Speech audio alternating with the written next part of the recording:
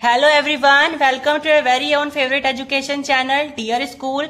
और आज हम क्लास 10th केमिस्ट्री का chapter number 2 acid bases and salts की शुरुआत करने वाले हैं।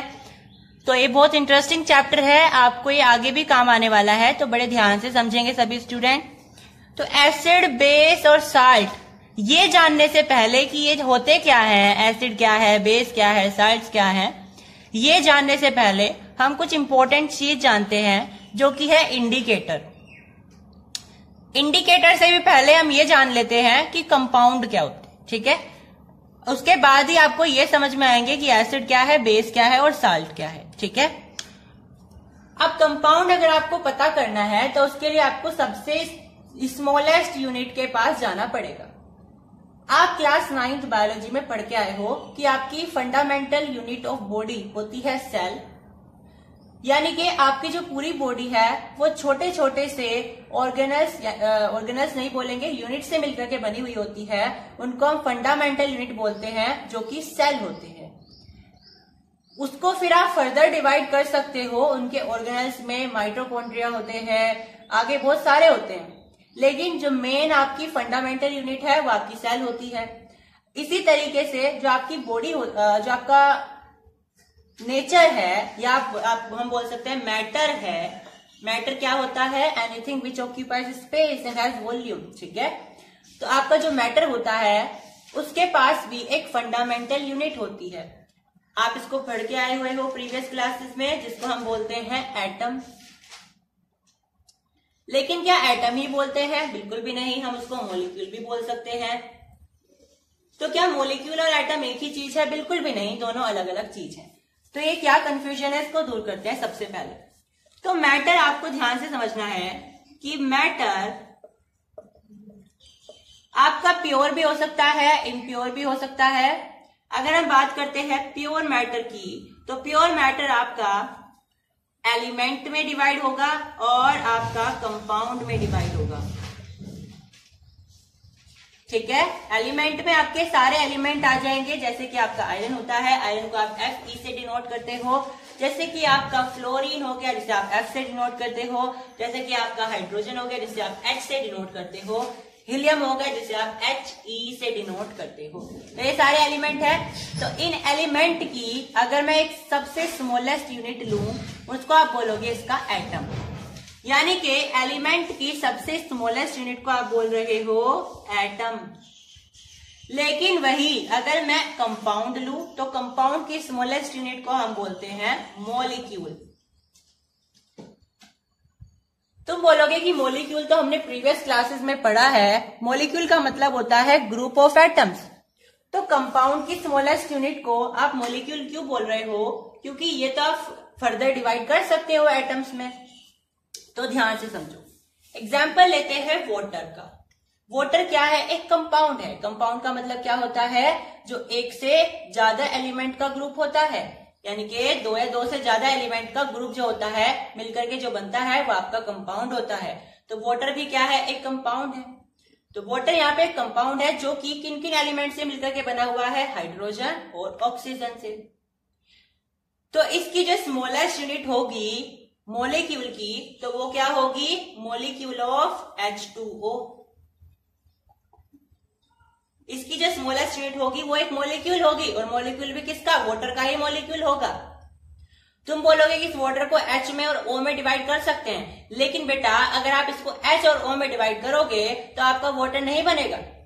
वाटर से आपका हाइड्रोजन अलग हो जाएगा, ऑक्सीजन अलग हो जाएगा, तो आपका वाटर नहीं बचेगा। क्योंकि आपको वाटर तभी मिलता है जब आप हाइड्रोजन और ऑक्सीजन को दोनों को आपस में ऐड कर देते हो। तो अगर आप H2O में से आप इसकी और भी स्मॉलेस्ट यूनिट निकालने जाओगे तो आपके पास उस कंपाउंड की स्मॉलेस्ट यूनिट नहीं बनेगी, उस एलिमेंट की बचेगी।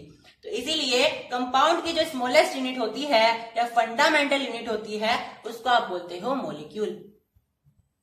उसको आप बोलते हो मॉलिक्यूल।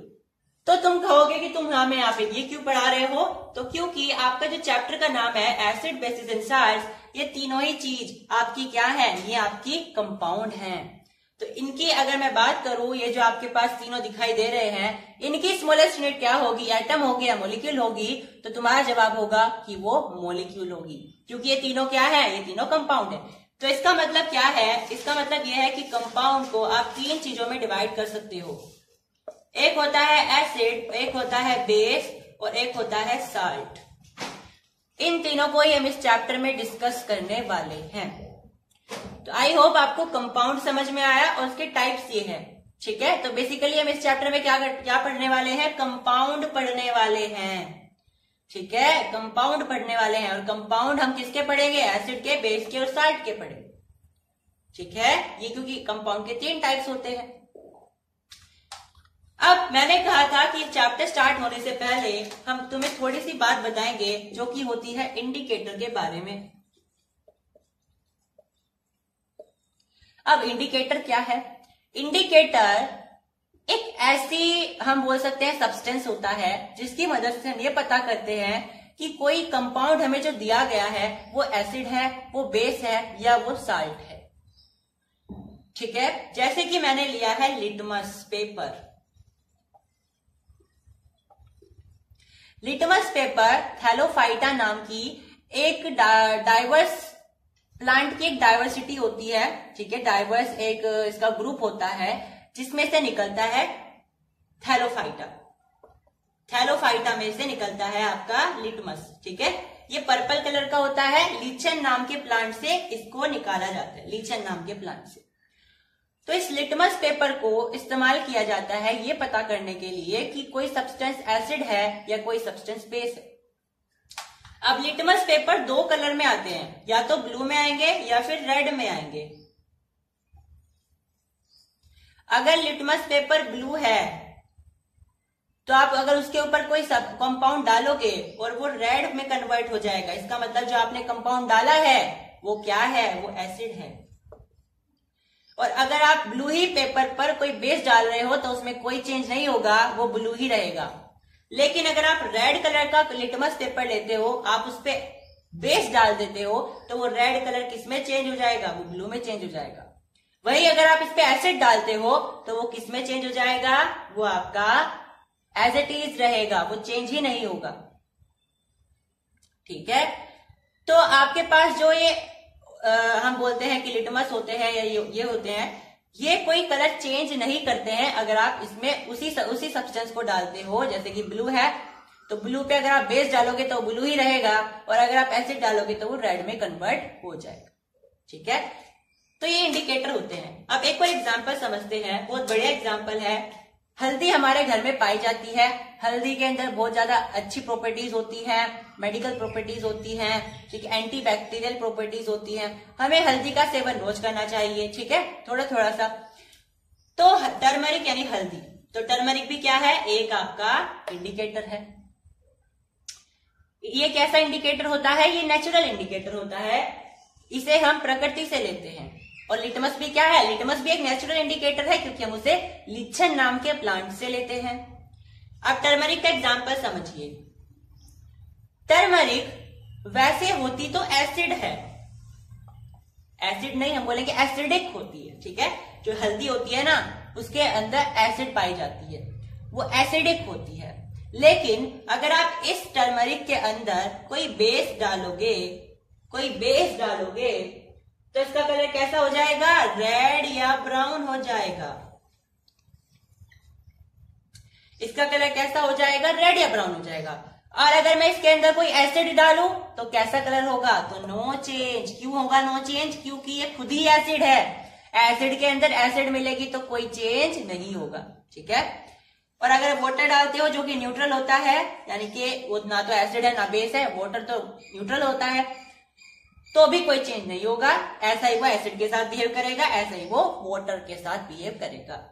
तो आई होप आपको इंडिकेटर का कॉन्सेप्ट समझ में आया है। अब अलग अलग इंडिकेटर का इस्तेमाल हम करते हैं। एक होता है आपका नेचुरल इंडिकेटर जो मैंने अभी बताया, एक होता है आपका सिंथेटिक इंडिकेटर या मैनमेड इंडिकेटर जिसे हम इंसान लोग बनाते हैं, और एक होता है ओल्फैक्टरी इंडिकेटर। ओल्फैक्टरी का मतलब होता है स्मेलिंग, ठीक है, जिसे आप सूंघ करके पता करते हो या फिर स्मेल से कनेक्टेड होता है, वो होता है आपके ओल्फैक्टरी इंडिकेटर। तो अगर मैं नेचुरल इंडिकेटर की बात करूं तो सबसे पहला एग्जांपल आपके पास आता है टर्मरिक का, जो कि एसिड मीडियम में कोई चेंज नहीं करता है और बेस मीडियम में वो रेड या ब्राउन हो जाता है।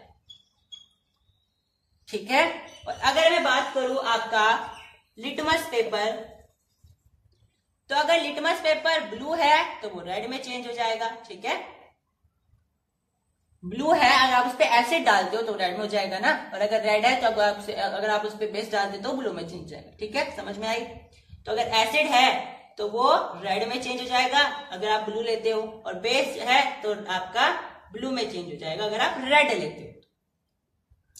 उसके बाद आते हैं आपके पास रेड कैबेज।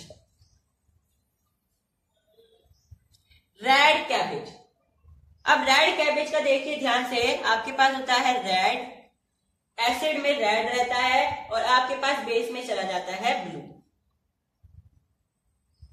ठीक है, ब्लू।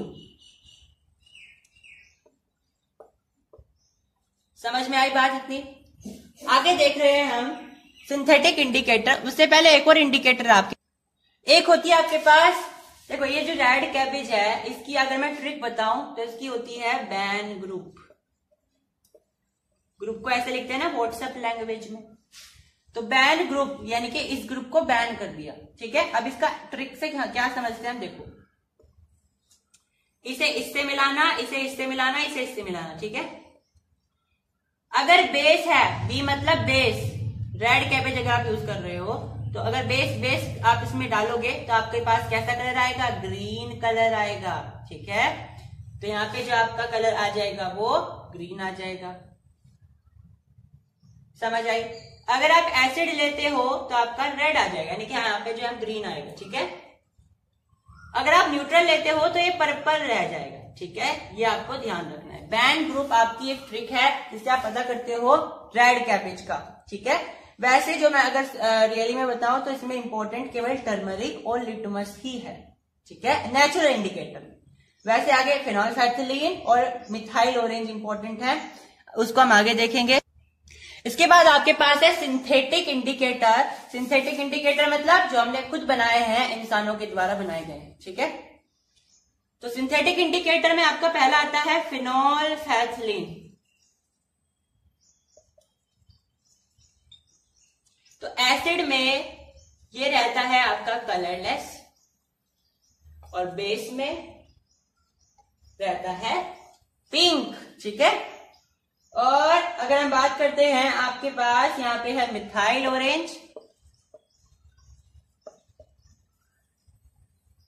मिथाइल ऑरेंज, तो मिथाइल ऑरेंज एसिड में रहता है रेड और बेस में रहता है येलो। ठीक है, ये आपको ध्यान रखते हैं। उसके बाद आते हैं ओल्फैक्टरी इंडिकेटर। ओल्फैक्टरी इंडिकेटर ध्यान से देखेंगे, ओनियन। अब ध्यान से देखो, अगर आपको ये दिखाई दे रहा है ना कि कोई इंडिकेटर ऐसा है जो एसिड में रह करके कोई चेंज नहीं कर रहा, कोई चेंज नहीं है, जैसे फिनोल्फेथलीन होता भी कलरलेस है, एसिड में भी कलरलेस है, इसका मतलब समझते हो? इसका मतलब यह है कि वो पहले से ही एसिडिक है। समझ में आई? तो अगर कोई इंडिकेटर ऐसा है जो किसी कंपाउंड में यानी बेस या एसिड में से जाकर के अपना कोई चेंज नहीं करता, जैसा वो है ऐसा ही रह रहा है, इसका मतलब है कि वो वही कंपाउंड है जिसमें वो चेंज नहीं ला रहा है। जैसे यहाँ पे फिनोल्फेथलीन होता न्यूट्रल में भी कलरलेस ही है और एसिडिक में भी कलरलेस है। इसका मतलब ये है कि फिनोल्फेथलीन असल मायने में एक एसिड ही है। ठीक है, ऐसे जो क्वेश्चन है वो प्रैक्टिस शीट में पूछे गए थे। ठीक है, 2023 के बोर्ड्स के एग्जामिनेशन से पहले सीबीएसई ने हार्ड क्वेश्चन डाले थे, उसमें इस क्वेश्चन को घुमा फिरा के पूछा गया था। ठीक है, कि अगर कोई इंडिकेटर ऐसा है जो किसी कंपाउंड में चेंज नहीं ला रहा है तो वो कैसा होगा, तो जिस कंपाउंड में चेंज नहीं ला रहा है वो वही होगा। जैसे यहाँ पे एसिड है तो यहाँ पे फिनोल्फेथलीन भी क्या होगा, एसिड। ठीक है, तो ओनियन आपका क्या है, एक ओल्फैक्टरी इंडिकेटर है। तो ये आपका ऐसी स्मेल रहती है इसकी जैसी एसिड जैसी है, एसिड में ऐसी रहेगी, तो रिटेन स्मेल यानी कि जैसी है ऐसी रहेगी। इसका मतलब क्या है, ओनियन भी क्या है, एक एसिड है, लेकिन बेस में वो स्मेल गायब हो जाएगी। और अगर आप बात करते हो वेनिला एसेंस की तो वही सेम बात है, रिटेन्स स्मेल और उसमें हो जाएगी स्मेल गायब। ऐसे ही आपका होता है क्लोव ऑयल। लौंग सुनिए ना, लौंग होता है क्लोव, तो क्लोव ऑयल उसका तेल निकालते हैं तो रिटेन्स स्मेल एंड आपकी स्मेल आनी बंद हो जाएगी अगर आप बेस डालोगे उसके ऊपर। ठीक है, अब आपको समझना है। इसके बाद एक टॉपिक है हमारे यहाँ पे कि कौन कौन से कंपाउंड में एसिड पाई जाती है। अब तुम सोचोगे एसिड तो बता दो क्या है, बेस तो बता दो क्या है, बाद में बता देना क्या है इसमें कौन सी एसिड है, लेकिन ये बेसिक सी चीजें होती है, इनमें से 1-2 नंबर का सवाल आता है। तो हम ये कंप्लीट कर रहे हैं, इसके बाद हम अपना सीरियसली चैप्टर स्टार्ट करने वाले हैं कि एसिड है क्या, किसने कौन सा कॉन्सेप्ट दिया, अर्हेनियस का क्या कॉन्सेप्ट था, और जनरली आज हम किस मायने में बोलते हैं कि एसिड को हम एसिड क्यों बोलते हैं। ठीक है, तो केमिकली क्या है और फिजिकल प्रॉपर्टीज के हिसाब से क्या है। ठीक है, ये हम सारी प्रॉपर्टीज जानने वाले हैं, पर उससे पहले थोड़ा सा जान लीजिए कि कौन से सब्सटेंस में कौन सी एसिड पाई जाती है। तो अगर मैं लूं यहाँ पे विनेगर, तो आपको ध्यान रखना है विनेगर में कौन सी एसिड पाई जाती है, एसिटिक एसिड। उसके बाद है यहाँ पे ऑरेंज या लेमन ले लीजिए, ऑरेंज या लेमन में आपकी पाई जाती है सिट्रिक एसिड, जिसका हमने एक्सपेरिमेंट भी करा था। अगर आपने वो वीडियो नहीं देखी है तो जल्दी से देखिए जा करके, हमने एक्सपेरिमेंट किया हुआ है न्यूट्रलाइजेशन रिएक्शन का, जिसमें हमने सिट्रिक एसिड ली थी। तो सिट्रिक एसिड कहां से निकलती है, मतलब पाई जाती है कहां पर, ऑरेंज और लेमन में। इसका मतलब यह है कि आप ऑरेंज और लेमन में से, इसका मतलब यह है कि ऑरेंज और लेमन में सिट्रिक एसिड पाई जाती है। उसके बाद आपकी आती है पियर्स और एप्पल, पियर्स और एप्पल, इसके अंदर कौन सी एसिड पाई जाती है, मैलिक एसिड पाई जाती है। ठीक है, उसके बाद आपके पास होती है बी या आंट, वेरी इंपॉर्टेंट, ये जरूर पूछा जाता है। बी और आंट में कौन सी एसिड होती है, फॉर्मिक एसिड होती है। उसके बाद योगर्ट और मिल्क, कौन सी होती है, लैक्टिक एसिड होती है। उसके बाद टैमरिंड या ग्रेप्स में टाइट्रिक एसिड होती है। उसके बाद आपका आता है टोमेटो, तो टोमेटो में होती है आपकी ऑक्सैलिक एसिड। और उसके बाद आपके पास आता है यूरिन, जो आपका यूरिन होता है उसमें पाई जाती है यूरिक एसिड। उसके बाद प्रोटीन, प्रोटीन में कौन सी एसिड पाई जाती है, अमीनो एसिड। तो आपने पढ़ा है क्लास 6 से आप पढ़ते आए हो कि प्रोटीन में कौन सी एसिड पाई जाती है, अमीनो एसिड। ठीक है, उसके बाद आपके पास है एस्कोर्बिक, उसके बाद आपके पास होता है सिट्रस फ्रूट। भाई सिट्रस फ्रूट में आपका गवावा आ जाता है। ठीक है, विटामिन सी वाले फ्रूट आ जाते हैं, तो इनमें कौन सी एसिड पाई जाती है, एस्कोर्बिक एसिड।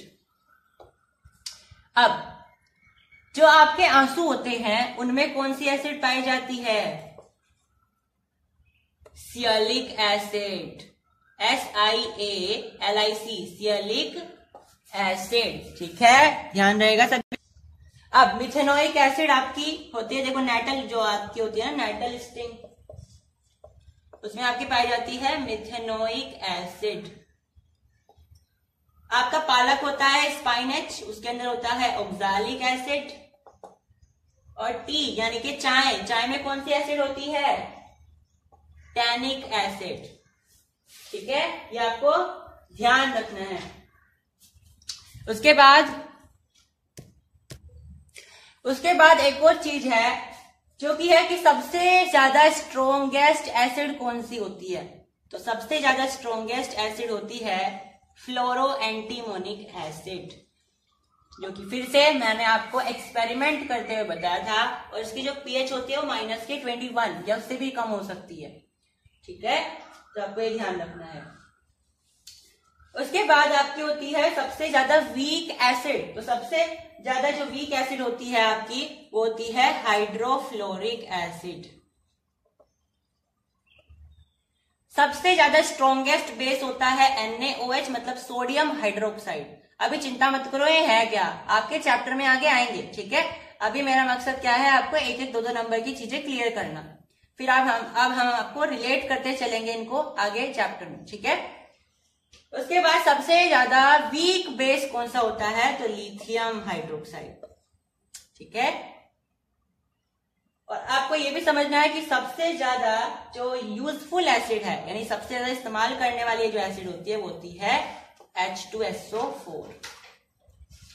ठीक है, अब ये होता है आपके पास किंग ऑफ एसिड। एक होता है आपके पास king of acid. King of acid क्या होता है? किंग ऑफ एसिड होता है एक्वा रीजिया। एक्वा रीजिया के बारे में हम चैप्टर नंबर 3 में डीपली पढ़ने वाले हैं। इसमें जस्ट आपको ये आइडिया रखना है कि किंग ऑफ एसिड क्या है, एक्वा रीजिया है। और एक्वा रीजिया HCl और HNO3 मतलब कि HCl मतलब हाइड्रोक्लोरिक एसिड और HNO3 मतलब नाइट्रिक एसिड, इन दोनों से मिलकर के बनता है। और क्या रेशो रहता है? 3:1। 3:1 का मतलब ये है कि अगर आप 3 बाल्टी HCl की लेते हो तो आपको 1 बाल्टी उसी माप की नाइट्रिक एसिड की लेनी पड़ेगी, तब आपका जाकर के एक्वा रीजिया बनेगा। अब यहाँ बाल्टी नहीं लेनी हमेशा, मैंने एग्जाम्पल दिया है बाल्टी से। ठीक है, तो मैंने आपको बताया एक्वा रीजिया के बारे में बिल्कुल भी टेंशन नहीं लेनी है। चैप्टर नंबर 3 में हम इसको डीपली डिस्कस करने वाले हैं कि एक्वा रीजिया की रिएक्शन कैसी होती है, इसको स्ट्रॉन्गेस्ट तो नहीं लेकिन किंग ऑफ एसिड क्यों कहा जाता है। ये जो सारी चीजें हैं हम चैप्टर नंबर 3 यानी कि मेटल और नॉन मेटल में डिस्कस करेंगे अच्छी तरीके से। ठीक है, तो आज की वीडियो में इतना ही। अगली वीडियो में हम एसिड की शुरुआत करेंगे कि acid. Hey everyone, welcome to a very own favourite education channel dear school. और हम क्लास 10th केमिस्ट्री का chapter number 2 acids, bases and salts को कंटिन्यू कर रहे हैं। हमने प्रीवियस वीडियो में इंडिकेटर्स के बारे में डिस्कस किया था, कंपाउंड्स के बारे में डिस्कस किया था, और साथ में हमने देखा था कि कुछ नेचुरल हमारे पास सब्सटेंसेस होते हैं या सोर्सेज होते हैं जिससे हम एसिड्स को एक्सट्रैक्ट कर सकते हैं। ठीक है, जैसे कि टोमेटो में हमारा होता है ऑक्सैलिक एसिड। ठीक है, जैसे कि हमारा एप्पल में होता है मैलिक एसिड, योगर्ट में होता है लैक्टिक एसिड। इस तरीके से हमने देखा था। तो आज हम क्या पढ़ने वाले हैं? आज हम पढ़ेंगे कि एसिड है क्या। ठीक है, जो हम पढ़ रहे हैं कि एसिड ये है, एसिड यहाँ पे पाई जाती है एंड ऑल। आज हम ये देख रहे हैं कि एसिड आखिर है क्या। ठीक है, एसिड का पूरा कॉन्सेप्ट हम जानने वाले हैं। तो बिना देरी किए जल्दी से स्टार्ट करते हैं। And your duty is what? Subscribe करना चैनल को और लाइक करना वीडियो को। चलो, तो अगर हमें ये जानना है कि एसिड क्या है तो हमें क्या जानना पड़ेगा? अर्हेनियस कॉन्सेप्ट ऑफ एसिड्स। ठीक है, तो हम क्या जान रहे हैं? अर्हेनियस कॉन्सेप्ट ऑफ एसिड्स। ये क्या कॉन्सेप्ट है और ये हमें क्या बताता है, हमें ये पता करना है। तो अर्हेनियस कौन थे, क्या थे, ये आपको नहीं ध्यान रखना है। It will be GK question. आपको यहाँ पे ये ध्यान रखना है कि उनका कॉन्सेप्ट क्या था, उन्होंने किस बेसिस पर बताया था कि आखिर एसिड है क्या। ठीक है, तो उनके अनुसार the substance which release H+ ion in the aqueous medium is called Arrhenius concept of acid. मतलब कि ऐसे सब्सटेंस जिसको आप एक्वास मीडियम में डालोगे और वो H+ आयन रिलीज कर दे, इसका मतलब क्या है कि वो पर्टिकुलर सब्सटेंस या वो पर्टिकुलर कंपाउंड आपका एसिड होगा। ठीक है, कोई भी एसिड ले लेते हैं। मान लीजिए मैंने लिया है HCl, मुझे नहीं पता ये एसिड है नहीं, लेकिन जैसे ही मैंने इसे एक्वास मीडियम में डाला, मान लीजिए वाटर है, इसमें मैंने इसको डाल दिया, तो इसमें से H+ आयंस मुझे निकलते हुए दिखाई नहीं देंगे, लेकिन हम इसको टेस्ट कर सकते हैं एक्सपेरिमेंट करके। कैसे? इलेक्ट्रोलिसिस का एक्सपेरिमेंट जानते हैं, तो इलेक्ट्रोड लगा सकते हैं, उससे हमें पता चल जाएगा कि इसमें से H+ आयन निकले हैं। ठीक है, आप इस H+ आयन को H3O+ आयन भी बोल सकते हो। ठीक है, क्योंकि देखो पहले ये समझ लीजिए कि जैसे HCl आपकी वाटर में जाएगी या फिर कोई एक्वास मीडियम में जाएगी तो वो आपको H+ आयन रिलीज कर देगी। ठीक है, अब मैंने इसको H3O क्यों बोला? क्या इसको हम बोलते हैं हाइड्रोनियम। ठीक है, इसका जो दूसरा नाम होता है या इसका जो एक्सपेंडेड नाम होता है वो होता है हाइड्रोनियम आयन। अब देखो, जैसे ही H+ आयन रिलीज हुआ है तो एक्वास मीडियम में यानी कि वाटर में, तो एक H एक H2O ये हो जाएगा, तो आपके पास कितना बनेगा? H3O+ बन जाएगा। ठीक है, तो आपके पास टोटल क्या बन जाएगा? H3O+। यानी कि जैसे ही H+ आयन निकलेगा तुरंत इंस्टेंटली आपका H3O+ आयन निकल जाएगा। ठीक है, तो इसका ज्यादा जो करेक्ट आंसर रहने वाला है वो H3O रहेगा, यानी कि आपका हाइड्रोनियम आयन। यानी जब भी कोई सब्सटेंस आप किसी वाटर में या फिर किसी एक्वास सॉल्यूशन में डालते हो और अगर वो H+ आयन रिलीज कर देता है, इसका मतलब क्या है, वो आपका एसिड है।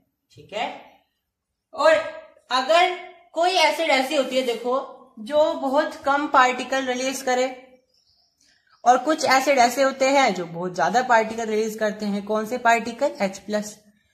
तो अगर कोई एसिड ऐसी है जो बहुत ज्यादा पार्टिकल रिलीज कर रही है, इसका मतलब वो स्ट्रॉन्ग एसिड है।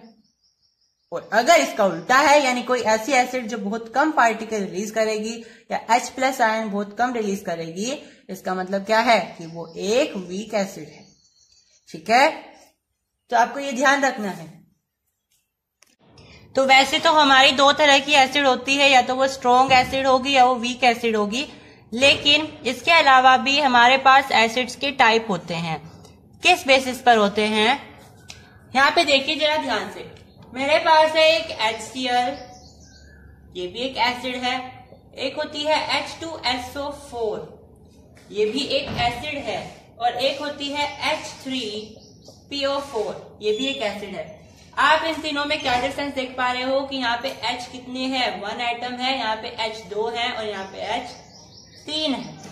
तो इस बेसिस पर आपके एसिड के 3 टाइप होते हैं। जिसके पास H के यानी हाइड्रोजन के एक एटम है उसको आप बोलोगे मोनोबेसिक एसिड।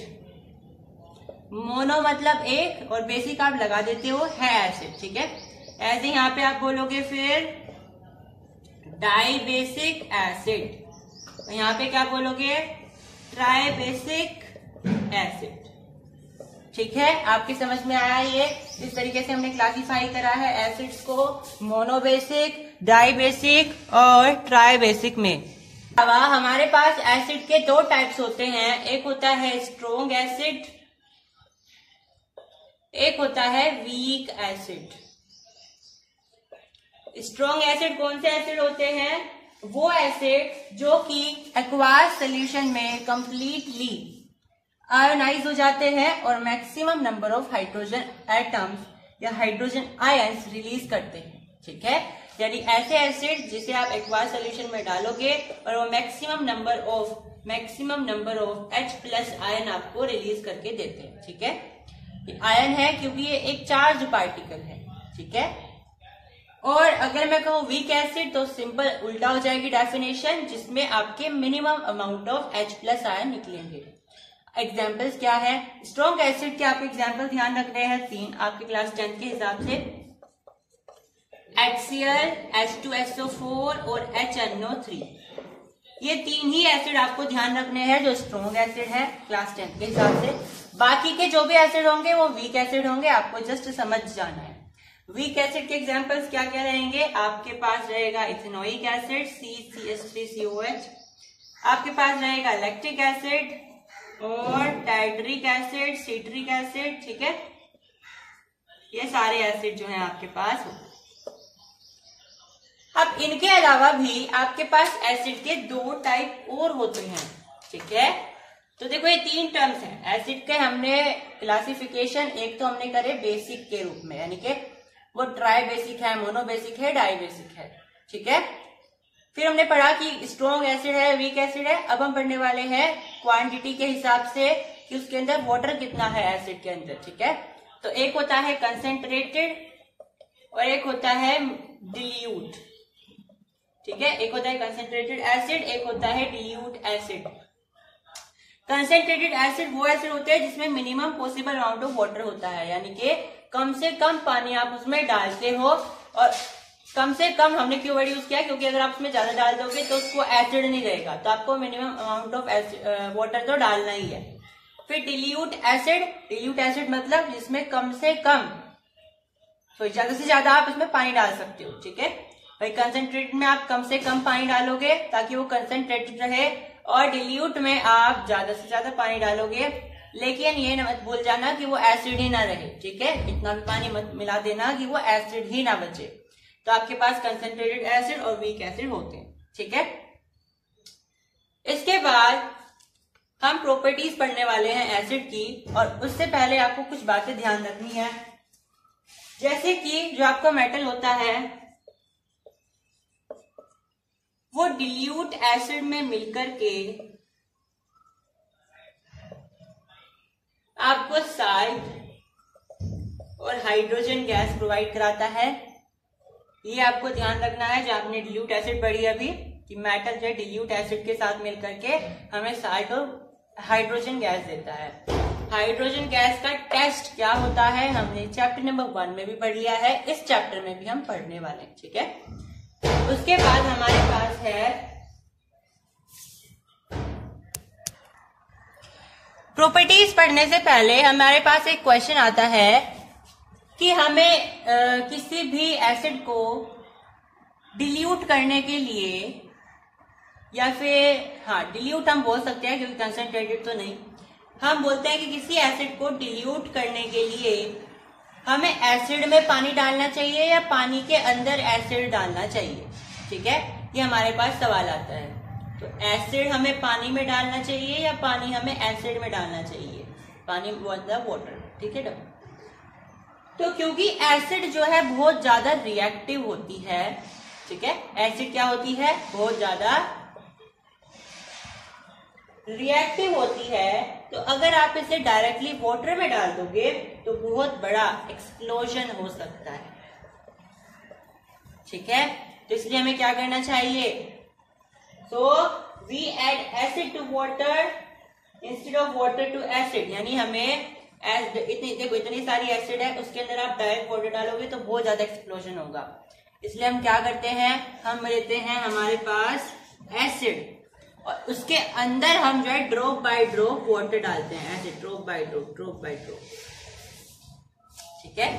एसिड लेने के बाद हम उसमें फिर वाटर डालते हैं, वो भी ड्रॉप बाय ड्रॉप। ऐसा नहीं है हमें बहुत सारा आपको मग भर के उसमें डाल देना है, नहीं, ऐसा नहीं करना है।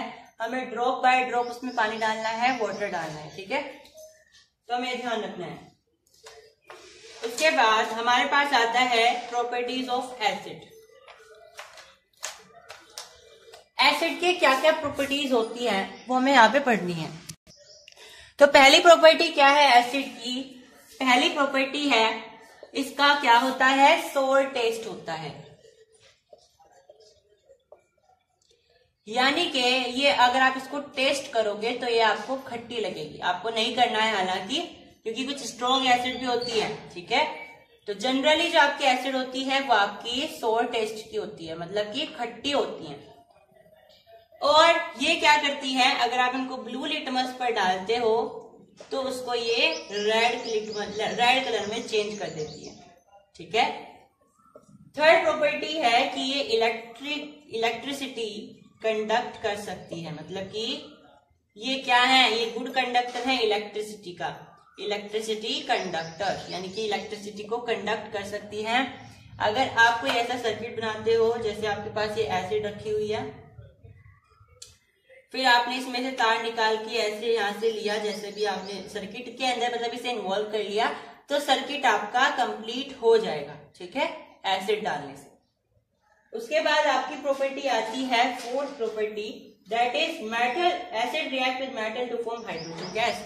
मतलब कि अगर आप मेटल में एसिड डाल देते, जैसे मैंने अभी बताया था, तो आपके पास साल्ट बनता है और हाइड्रोजन गैस बनती है, जो मैंने अभी एग्जाम्पल दिया था।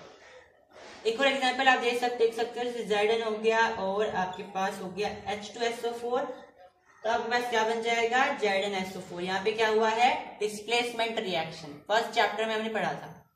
उसके बाद यहाँ पे आपके पास बनेगा हाइड्रोजन गैस, क्योंकि ये इसके साथ इन्वॉल्व हो गया, आपके पास क्या बच गया, हाइड्रोजन गैस बच गई, ठीक है। यहाँ तक समझ में आए। उसके बाद आपके पास फोर्थ प्रॉपर्टी होती है,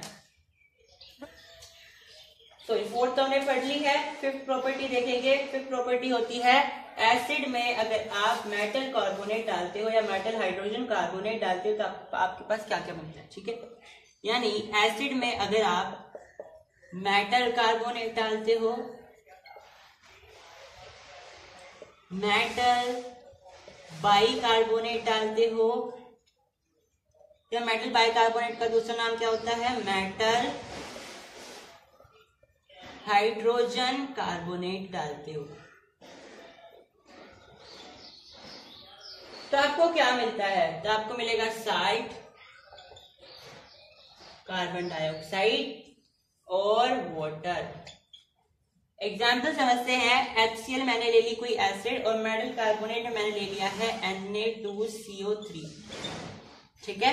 यहाँ पे मुझे क्या मिलने वाला है, साल्ट क्या मिलेगा मुझे, NaCl मिल जाएगा, Na और यहाँ से Cl, ठीक है। फिर प्लस ये तो मुझे पता ही है, कार्बन डाइऑक्साइड मिलेगी और वाटर मिल जाएगा। तो ये प्रॉपर्टीज ध्यान रखने से ना आपकी रिएक्शंस जो बनेगी, नई रिएक्शंस जो आती है आपके पास, वो बड़ी आसान हो जाती हैं। अगर वो बोलते हैं आपको कि हमें एसिड को, कोई भी एसिड बता देगा, वो आपको कहेगा कि इसे किसी मेटल कार्बोनेट में मिलाओगे तो आपको क्या क्या मिलेगा, ठीक है।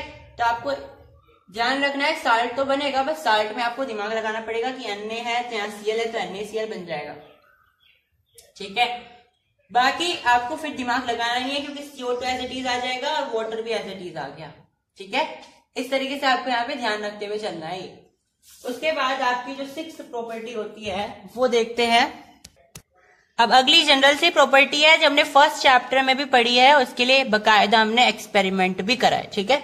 वो क्या होती है कि आप एसिड को किसी बेस में मिला दो तो आपके पास क्या बनता है, आपके पास साल्ट बनेगा और वाटर बनेगा, ठीक है। एग्जाम्पल से समझे, एग्जाम्पल समझते हैं। HCl ले लिया मैंने, NaOH ले लिया, आपको क्या बन के देगा, साल्ट देगा, NaCl और ये H है, ये OH है, तो H प्लस OH कितना हो जाएगा, H2O, H2O हो जाएगा, H और O बचेगा तो H2O यानी H2O। तो फिर से वही बात है, आपको दिमाग केवल साल्ट में लगाना है, ये आपका एज इट इज रहेगा, ठीक है। उसके बाद आपकी 7th प्रॉपर्टी आती है कि अगर एसिड को आप मेटल ऑक्साइड में मिला देते हो, ठीक है। यहां मैंने कोई एसिड ले ली है और उसकी रिएक्शन मैंने किसी मेटल ऑक्साइड से कर दी है।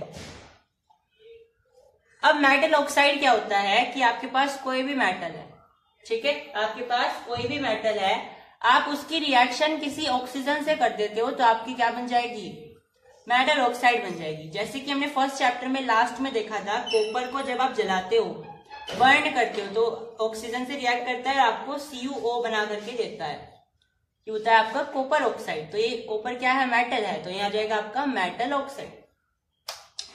तो इस तरीके से है एसिड जो आपकी मेटल ऑक्साइड से रिएक्ट करेगी तो आपको क्या बना करके देने वाली है, आपको ये बना करके देगी साल्ट और साथ में वाटर, यानी कि सेम वही आपको रिजल्ट मिलने वाला है जो आप बेस से मिला के करते हो।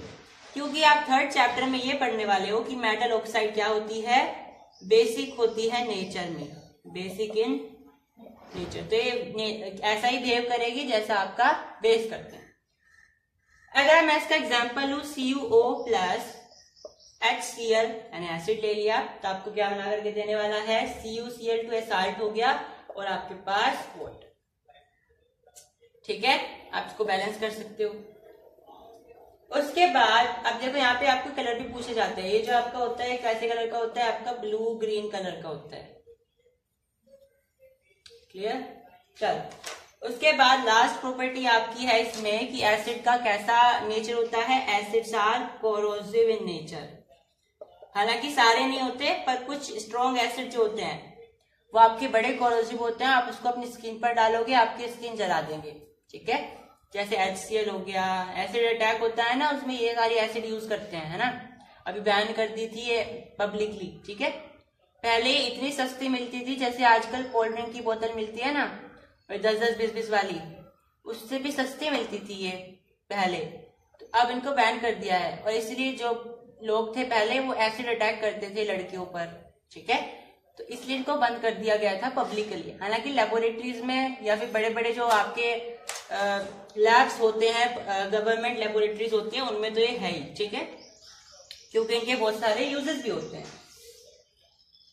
अब कुछ हमें इंपॉर्टेंट बातें जाननी है एसिड से रिलेटेड। हमें ये पता करना है कि सारी एसिड में कॉमन चीज क्या है। ठीक है, सारी एसिड में कॉमन चीज क्या है। तो हमने कॉमन चीज ये देखी सारी एसिड में कि आप जैसे ही उनको किसी एक्वास सोल्यूशन में मिलाते हो तो आपको क्या देती है, आपको H प्लस आयन निकाल करके देती है, H प्लस आयन रिलीज करके देती है। समझ में आई बात इतनी। उसके बाद कुछ इंपॉर्टेंट बात ये है, आपके पास होता है CaOH whole twice plus carbon dioxide. ये होता है कैल्शियम हाइड्रोक्साइड जो कि बेस होता है, और ये होता है आपके पास कार्बन डाइऑक्साइड। ये आपको बना करके देता है कैल्शियम कार्बोनेट और आपको बना करके देता है वाटर। ठीक है, ये देखो, ये जो है आपका कैल्शियम हाइड्रोक्साइड, इसको आप बोलते हो लाइम वाटर। लाइम वाटर में आप कार्बन डाइऑक्साइड मिलाओगे तो मैंने फर्स्ट चैप्टर में बताया था आपको एक मिल्की कलर का प्रेसिपिटेट मिलता है, व्हाइट प्रेसिपिटेट मिलता है। तो ये वही है, मिल्की इन कलर। तो अब मुझे इसे पकड़ना है, CaCO3 को ही पकड़ना है, और CaCO3 की हमने रिएक्शन करा दी फिर से कार्बन डाइऑक्साइड के साथ। मतलब ये मैंने दोनों सामान ले लिए, इसमें फिर कार्बन डाइऑक्साइड और मिला दी, तो अब ये कलरलेस हो जाएगा। यानी कि अब आपके पास क्या बनेगा, यहाँ पे कैल्शियम बाइकार्बोनेट। ठीक है, अब मेन बात क्या है कि अगर आप किसी लाइम वाटर में कार्बन डाइऑक्साइड मिलाते हो तो शुरू में तो वो मिल्की होगी, लेकिन धीरे धीरे वो कलरलेस हो जाएगी। क्यों हुई वो कलरलेस? क्योंकि फिर उसके बाद उसमें क्या बन गया, सब्सटेंस ये बन गया जो कि आपका सोल्यूबल होता है वाटर में। तो इसमें कोई मिल्की कलर नहीं आएगा, कोई प्रेसिपिटेट नहीं बनने वाला है। ठीक है, तो अगर आप लाइम वाटर में कार्बन डाइऑक्साइड डालते हैं तो शुरू में तो मिल्की हो जाएगा कलर में, दूधिया हो जाएगा कलर में, लेकिन धीरे धीरे उसका कलर डिसअपियर हो जाएगा। क्यों हुआ डिसअपियर? क्योंकि उसके बाद उसमें कोई नया सब्सटेंस बन गया है जो कि है कैल्शियम बाइकार्बोनेट। ठीक है, अब आप सबने एसिड रेन का नाम सुना होगा, एसिड रेन का, और 8th क्लास में आपके पास एक टॉपिक था अच्छा खासा, उसमें बताया जाता था एसिड रेन। तो एसिड रेन होता क्या है? अगर मैं एग्जांपल पूछूं कि भारत में कौन सा जो है नष्ट हो गया है मोन्यूमेंट, तो आप कहोगे बेझिझक ताजमहल। ठीक है, और सही भी है, ताजमहल ही इसका आंसर रहेगा। तो कुछ एसिड्स होते हैं, एसिड की वजह से जब बारिश होती है, मतलब कि देखो ध्यान से समझेंगे अभी इसको, आपके पास कुछ गैसेस होती है, जैसे कि ये होगी CO2 हो गए, और आपके पास होगी SO3 हो गए, और आपके पास होती है NO3 हो गई। ये एसिडिक होती है नेचर में, ये जितनी भी गैसेस है ना, ये एसिडिक होती है नेचर में। आप 3rd चैप्टर में पढ़ने वाले हो कि जितने भी नॉन मेटल ऑक्साइड हैं वो सारे एसिडिक होते हैं। जैसा कि मैंने अभी बताया था कि मेटल ऑक्साइड आपके बेसिक होते हैं, उसी तरीके से नॉन मेटल ऑक्साइड आपके एसिडिक होते हैं। हालांकि न्यूट्रल भी होते हैं, जैसे कि H2O, H क्या है? नॉन मेटल है। H2O क्या है? नॉन मेटल ऑक्साइड है, लेकिन ये न्यूट्रल है।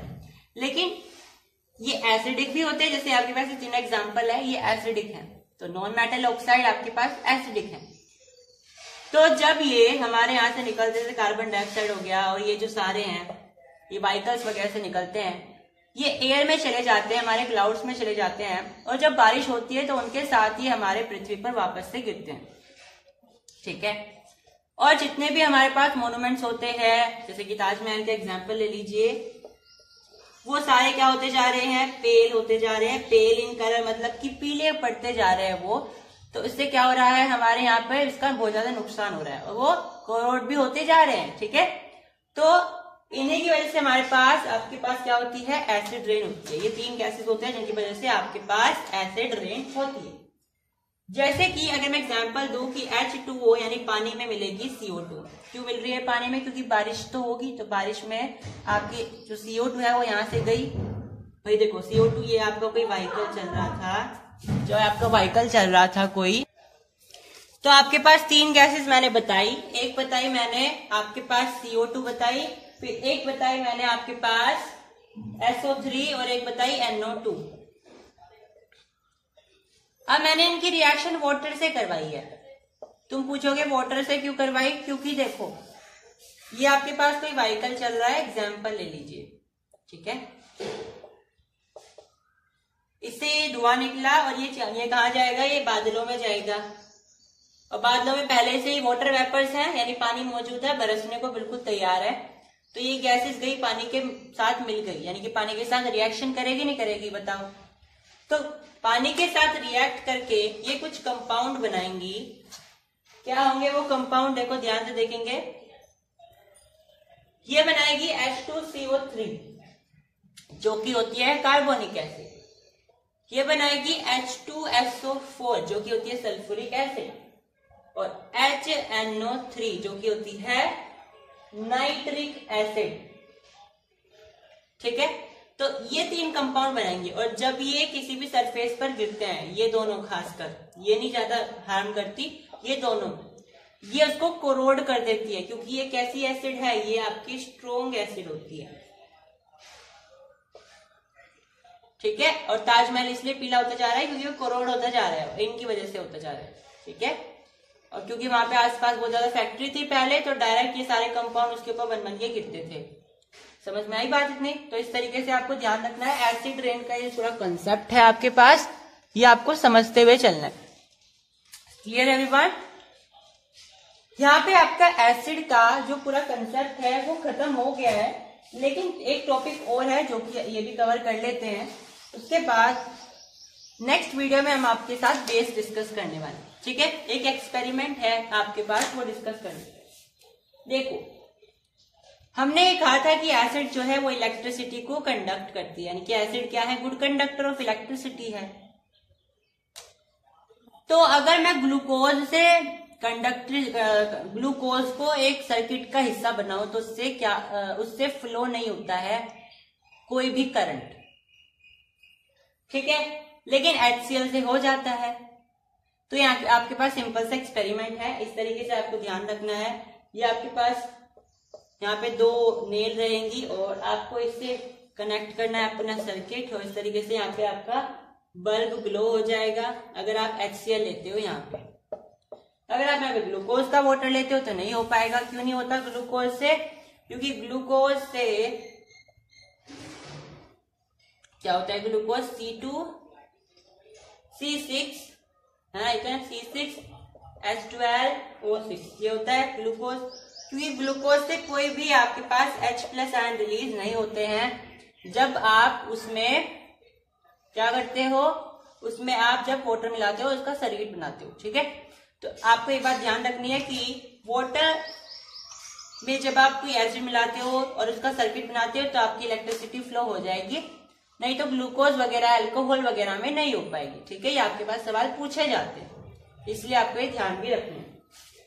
तो यहाँ पे हमारा जो कॉन्सेप्ट था वो एसिड्स का वो खत्म हो गया है। बाकी इसका इसका कंक्लूजन देख लीजिए। ये जो हमने एक्सपेरिमेंट कराया कि acids show acidic behaviour in the presence of water, कि एसिड्स वाटर की प्रेजेंस में ही अपना एसिडिक बिहेवियर शो करते हैं, उससे पहले नहीं करेंगे। ठीक है, ये आपको ध्यान रखना है। इसका एग्जांपल देखो, देख लीजिए दोबारा से। यहाँ पे मैंने लिया है टेस्ट ट्यूब, और यहाँ पे मैंने इसका ले लिया है कोर्क। ये क्या है, कोर्क है, एक तरह से ढक्कन सा होता है जो कि लकड़ी का होता है। ये कोर्क नाम की लकड़ी होती है उससे। ठीक है, यहाँ पे एक पाइप लगा हुआ है। यहाँ पे मैंने लिखा हुआ है H2SO4, और ये H2SO4 नाम की गैस गई, और मैंने यहाँ पे रखा है ड्राई लिटमस पेपर। कैसा, blue, dry blue litmus paper. ये ड्राई है और यहाँ से गैस जा रही है H2SO4 की, कोई प्रभाव नहीं पड़ेगा इस पे। हालांकि ये ब्लू है, ये रेड नहीं होगा। हम जानते हैं कि जब भी आप किसी एसिड पर, किसी भी ब्लू लिटमस पेपर पर आप एसिड डालते हो तो वो रेड हो जाता है, लेकिन यहाँ पे ऐसा कुछ नहीं होगा। लेकिन वही अगर आप इसे मॉइस्ट ले लेते हो, यानी कि गीला ले लेते हो, तो यहाँ आपका कलर चेंज हो जाएगा। तो इसका कंक्लूजन ये निकलता है कि एसिड जो है आपकी जब मॉइस्ट स्टेट में होती है, यानी कि जब वो वाटर स्टेट में होती है, यानी आप उसमें वाटर मिलाओगे, वाटर की प्रेजेंस में ही वो अपना एसिडिक बिहेवियर शो करती है। क्योंकि एसिड जो है वो वाटर के साथ मिलकर के H+ आयन रिलीज करती है। ठीक है, एसिड वाटर के साथ मिलकर के H+ आयन रिलीज करती है, और इस H+ आयन को आप क्या बोल सकते हो, H3O+ आयन भी बोल सकते हो, हाइड्रोनियम आयन भी बोल सकते हो। ये हमने चैप्टर की स्टार्टिंग में डिस्कस करा था। ठीक है, तो यहाँ पे हमारी आज की वीडियो होती है फिनिश। नेक्स्ट वीडियो में हम बेस स्टार्ट करने वाले हैं। अगर आपको एसिड से रिलेटेड कोई भी प्रॉब्लम है तो आप कमेंट सेक्शन में पूछ सकते हो। ठीक है, बाकी नेक्स्ट वीडियो में हम बेस पूरा कर लेंगे, और उसके नेक्स्ट वीडियो में हम यूनिवर्सल इंडिकेटर यानी पीएच के बारे में पढ़ने वाले हैं। यूनिवर्सल इंडिकेटर पीएच के बारे में पढ़ने वाले हैं। ठीक है, और उससे नेक्स्ट वीडियो में हम पूरा साल्ट कंप्लीट कर देंगे। ठीक है, तो अभी आपके पास 3 वीडियोस और आने वाली हैं जिनका आपको फायदा उठाना है और अपना चैप्टर पूरा करना है। ठीक है, तो टोटल आपके पास 5 एपिसोड्स में वीडियो आने वाली है। 2 एपिसोड्स आपके पूरे हो गए हैं, 3 एपिसोड्स आपके आने वाले हैं। ठीक है, आपको कोई भी प्रॉब्लम होती है चैप्टर से, क्वेश्चन से, तो आप पूछ सकते हो कमेंट सेक्शन में। So make sure you have like the session and subscribe the channel as well.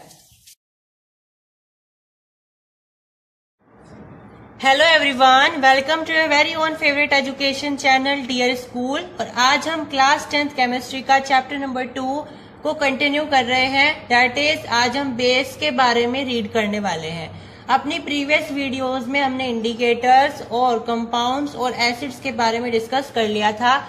हमने उनकी सभी प्रॉपर्टीज के बारे में भी डिस्कस कर लिया था। नाउ इट्स टर्न कि हम बेस के बारे में पढ़ते हैं। तो आज की वीडियो में हम बेस के बारे में पढ़ने वाले हैं। इसी तरीके से हम आज की वीडियो में बेस के लिए देखने वाले हैं। ठीक है, अर्हेनियस कॉन्सेप्ट। तो अर्हेनियस कॉन्सेप्ट में हमने क्या देखा था एसिड के लिए कि वो सारे कंपाउंड जो कि H+ या H3O+ आयंस रिलीज करते हैं किसी एक्वास सोल्यूशन में जाने के बाद, वो होते हैं एसिड्स। इसी तरीके से अर्हेनियस जी ने क्या कहा है कि अगर कोई कंपाउंड ऐसा है जो कि OH- कंपाउंड रिलीज करता है तो हम उसे क्या बोल देंगे, बेस बोल देंगे। कब रिलीज करता है, जब हम उसे एक्वास सोल्यूशन में डाल देते हैं। ठीक है, यानी कोई ऐसा कंपाउंड अगर आप उसे किसी एक्वास सोल्यूशन में डाल देते हो तो वो OH- का साइन रिलीज करेगा। इसको हम बोलते हैं हाइड्रोक्साइल का आयन। ठीक है, हाइड्रोक्साइल का आयन। ठीक है, ध्यान रहेगा सभी को। तो बेस की पहचान होती है कि इसके साथ OH- जुड़ा हुआ होता है। तो तुम बोलोगे कि अल्कोहल भी आपका बेस है। ठीक है, लेकिन ऐसा नहीं है। ठीक है, जैसे कि अगर मैं यहाँ पे बात करूं इथेनोइक एसिड की तो CH3COH, तुम कहोगे इसमें भी OH जुड़ा है, लेकिन इसका जो पूरा फंक्शन होता है वो COH होता है। समझ में आई बात? तो ये बेस नहीं है। Clear everyone? और एक फैक्ट की बात बताऊं, आपने देखा होगा जो इनो आता है,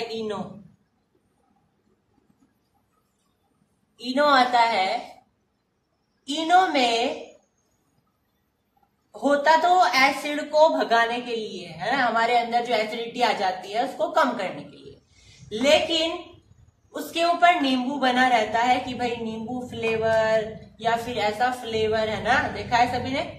तो तुम कहोगे कि ये तो अगर ये एसिडिटी को कम करने के लिए है तो इसका मतलब तो ये बेस है। तुम कहोगे, हम कहेंगे बिल्कुल सही बेस है। तो फिर तुम्हारा सवाल होना चाहिए तो इसमें इन्होंने नींबू क्या डाला हुआ है? नींबू तो एक सिट्रिक एसिड देगा या फिर कोई और एसिड देगा। सिट्रिक एसिड देता है जनरली, तो ये तो एसिड दे रहा है, तो ये एसिड का मतलब क्या है? तो ध्यान से समझो, ऐसा बिल्कुल भी नहीं है कि अगर कोई एक बेस है तो उसके अंदर कोई एसिड के मॉलिक्यूल्स नहीं होंगे। हमेशा ध्यान रखना, अगर आपके पास कोई कंपाउंड हम बोल रहे हैं कि वो बेस है, इस चीज का मतलब ये नहीं होता है कि उसके अंदर केवल और केवल OH- के आयन है। इसका मतलब ये होता है कि उसके अंदर OH- के आयन ज्यादा क्वांटिटी में है in comparison to H+ ion, तब वो बेस होगा। यानी कि हर बेस में आपको दोनों तरह के आयन मिलते हैं, लेकिन जिसमें जो ज्यादा एक्टिव और ज्यादा अमाउंट में होते हैं उसको आप उसके हिसाब से देते हो नाम।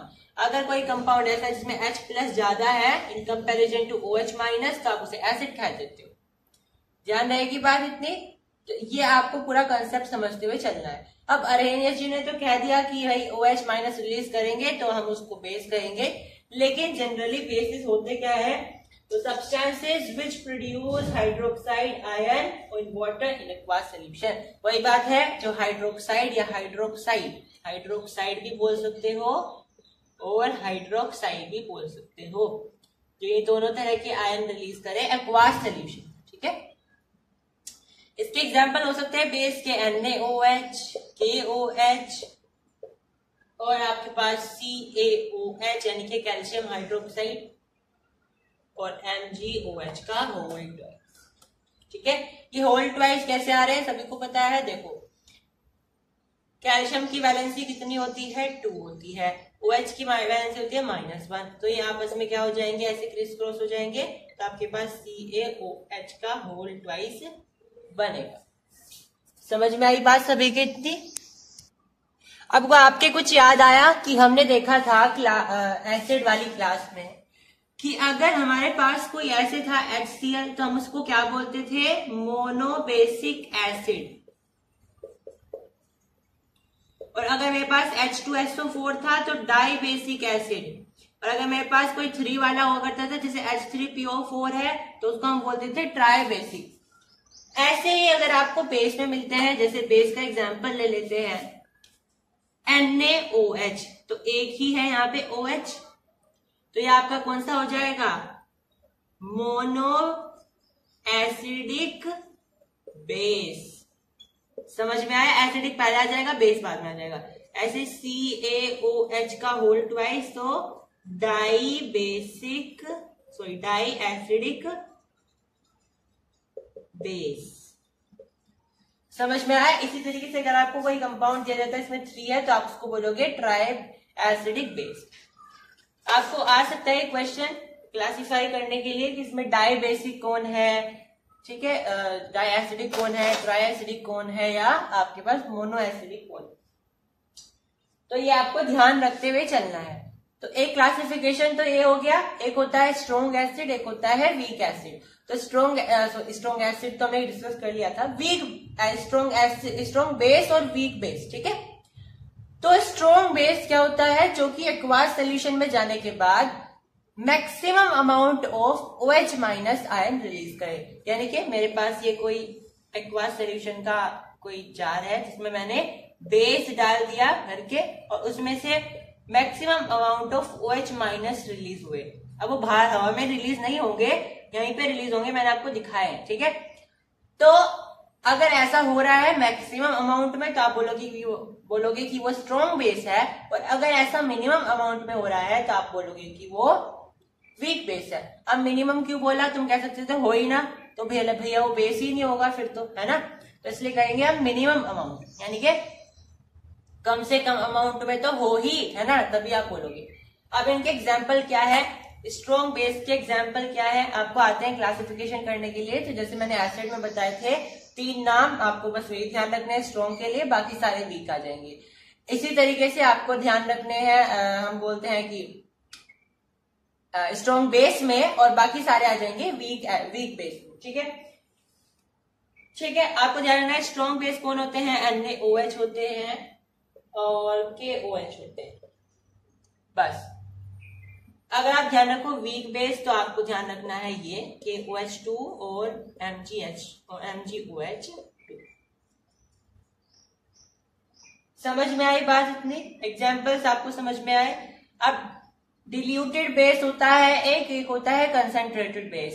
कंसेंट्रेटेड मतलब जिसके अंदर कम से कम अमाउंट ऑफ वाटर हो। ठीक है, इसमें ज्यादा से ज्यादा आपके पास वाटर कम से कम वाटर पाया जाए तो आप बोलोगे कि वो कंसेंट्रेटेड बेस है, और ज्यादा से ज्यादा पाया जाए तो आप बोलोगे डिल्यूटेड बेस है। सिंपल सी बात है।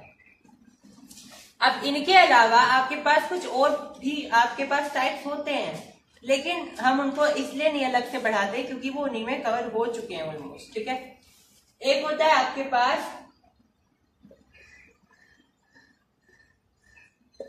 मिनरल एसिड या मिनरल बेस, और एक होता है ऑर्गेनिक।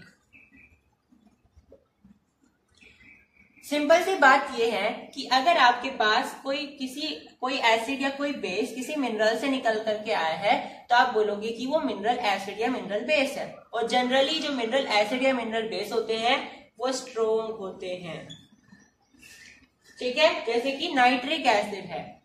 अगर आपके पास कोई ऑर्गेनिक एसिड जनरली वीक होती है, ऑर्गेनिक तो सभी को पता है, जो कि हमारे हाइड्रोजन कार्बन इन सबसे मिली होती है, यानी कि कार्बन का बेसिकली कंपाउंड होते हैं ऑर्गेनिक कंपाउंड। तो ऑर्गेनिक अगर आपके पास कोई बेस है, एसिड है, तो हम बोलेंगे कि वो वीक है। समझ में आई बात? Clear everyone? चलो अब आपके पास प्रॉपर्टीज देख रहे हैं हम हमारे यहाँ पे बेस की, ठीक है। एसिड की हमने देखी थी, इसी तरीके से बेस की देखने वाले हैं कुछ प्रॉपर्टीज। सबसे पहली प्रॉपर्टी होती है कि बेस का बिटर टेस्ट होता है, यानी कि बेस को अगर आप टेस्ट करोगे तो वो कड़वे दिखाई देंगे। अब इसका मतलब ये नहीं है कि आप टेस्ट करके देखोगे, बिल्कुल भी नहीं, ठीक है। अगर आपको पता करना है कि बेस है भी तो आप क्या कर सकते हो, इंडिकेटर यूज कर सकते हो। इसलिए मैंने आपको स्टार्टिंग में बता दिए थे, क्योंकि कुछ बच्चे होते हैं जो टेस्ट करके देखेंगे, है ना। तो इसलिए मैंने शुरू में बता दिए थे, तो मेरा कारण समझ में आया शुरू में बताने का, इंडिकेटर। तो आपको ध्यान रखना है कि बेस का क्या सा टेस्ट होता है, बीटर टेस्ट होता है, बीटर टेस्ट होता है। और अगर आप इनको टच करके देखोगे तो आपको ये ऐसा लगेगा जैसे साबुन को टच कर रहे हो, सोपी टू टच। समझ में आई बात? आपको ऐसा दिखाई देगा जैसे आपने किसी साबुन को छू लिया हो, ऐसे ऐसे होगा, आपको सोपी सोपी सा लगेगा। समझ में आई बात? अगर आप इसको रेड लिटमस पर डालते हो तो आपका कलर चेंज हो जाता है रेड से ब्लू में, ब्लू लिटमस। और अगर ब्लू पर डालते हो तो एज इट इज कलर रहेगा ब्लू ही, ठीक है। और आपको ध्यान रखना है कि बेसिस भी जो होते हैं कंडक्ट करते हैं इलेक्ट्रिसिटी, कंडक्ट इलेक्ट्रिसिटी। समझ में आई बात? ये इंपॉर्टेंट है बहुत, ठीक है। तो बेसिस जो है या एसिड जो होते हैं वो आपके इलेक्ट्रोलाइट्स होते हैं। इलेक्ट्रोलाइट्स का मतलब होता है ऐसे कंपाउंड जो कि इलेक्ट्रिसिटी को कंडक्ट करते हैं। तो ये बेसिस भी और एसिड भी क्या है, इलेक्ट्रोलाइट्स होते हैं। अब बेस जो है वो मेटल के साथ रिएक्ट करता है और हाइड्रोजन गैस बनाता है। यानी जिस तरीके से एसिड मेटल के साथ रिएक्ट करके हाइड्रोजन गैस बना रहे थे, इसी तरीके से आपके पास जो बेस होते हैं वो भी मेटल के साथ रिएक्ट करके हाइड्रोजन गैस बनाते हैं। इसका एग्जांपल क्या है, NaOH मैंने ले लिया एक बेस, और फिर मैंने कोई मेटल ले लिया जिंक, ठीक है। ये क्या है, सोडियम हाइड्रोक्साइड जो कि एक बेस है, और जिंक जो कि एक मेटल है, जिंक जो कि एक मेटल है। तो ये रिएक्ट करके क्या बनाएंगे, हमें Na2ZnO2 और हाइड्रोजन गैस मिलेगी, यानी कि Na और Zn का कंपाउंड बन गया Na2Zn2 जो कि एक साल्ट होगा, और H2 आपका अलग रह जाएगा। समझ में आई? और यहाँ पे आपका अलग से निकल जाएगा, यानी NaO और Zn का आपका एक कंपाउंड ये बन गया साल्ट, ठीक है। समझ में आई बात?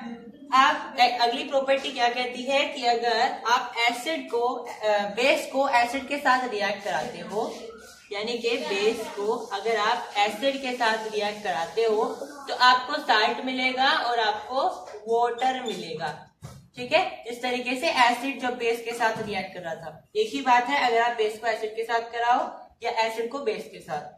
एग्जाम्पल देख लेते हैं, NaOH मैंने ले लिया और मैंने इस बार ले लिया एसिड H2SO4, तो हमें क्या मिलेगा, Na2SO4 प्लस वाटर। तो ये क्या है, बेस है, और ये क्या है, एसिड है, और ये क्या है, साल्ट है, सोडियम सल्फेट, और ये वाटर होता है। आप इसको बैलेंस कर सकते हो।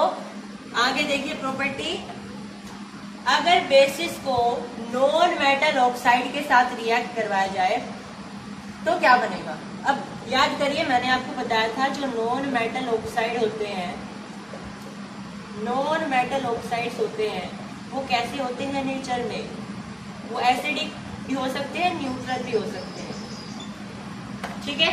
अब न्यूट्रल तो एक दो ही होते हैं, वाटर हो गया जैसे, लेकिन बाकी के कैसे होते हैं, एसिडिक होते हैं। CO2 हो गया, SO2 हो गया, ये सब समझ में आई। तो अगर बेस नॉन मेटल के साथ रिएक्ट कर रहा है वाटर के अलावा, नॉन मेटल ऑक्साइड के साथ रिएक्ट कर रहा है वाटर वगैरह के अलावा, तो वो क्या बनाएगा, वो फिर से साल्ट और आपके पास वाटर बनाएगा। ठीक है, जिस तरीके से वो एसिड के साथ रिएक्ट कर रहा था, क्योंकि दोनों का नेचर एसिडिक ही है, एसिड का भी और नॉन मेटल ऑक्साइड का। एग्जाम्पल देख लेते हैं। मैंने लिया है non metal oxide, this is non metal oxide, और रिएक्शन किससे कराएंगे, CaOH से, CaOH होल्ड ट्वाइस, और हमें क्या मिलने वाला है, CaCO3 प्लस H2O। ठीक है, ये हमारे पास क्या है, बेस है, और ये मेरे पास क्या बना है, साल्ट बन गया, और ये मेरे पास वाटर बन गया है। क्लियर? तो यहाँ पे हमारा जो बेस है उसकी सारी प्रॉपर्टीज फिनिश हो गई है। ठीक है, अब इसके बाद हमारे पास आता है यूजेस। ठीक है, हमने बेसिक एसिड्स के यूजेस नहीं देखे थे, तो एसिड्स के भी देख लेते हैं और साथ में बेसिक्स के। तो यूजेस देखिए, जो सबसे पहले बेसिस के देख लेते हैं।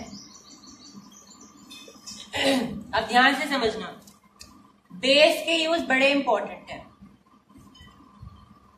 पहला यूज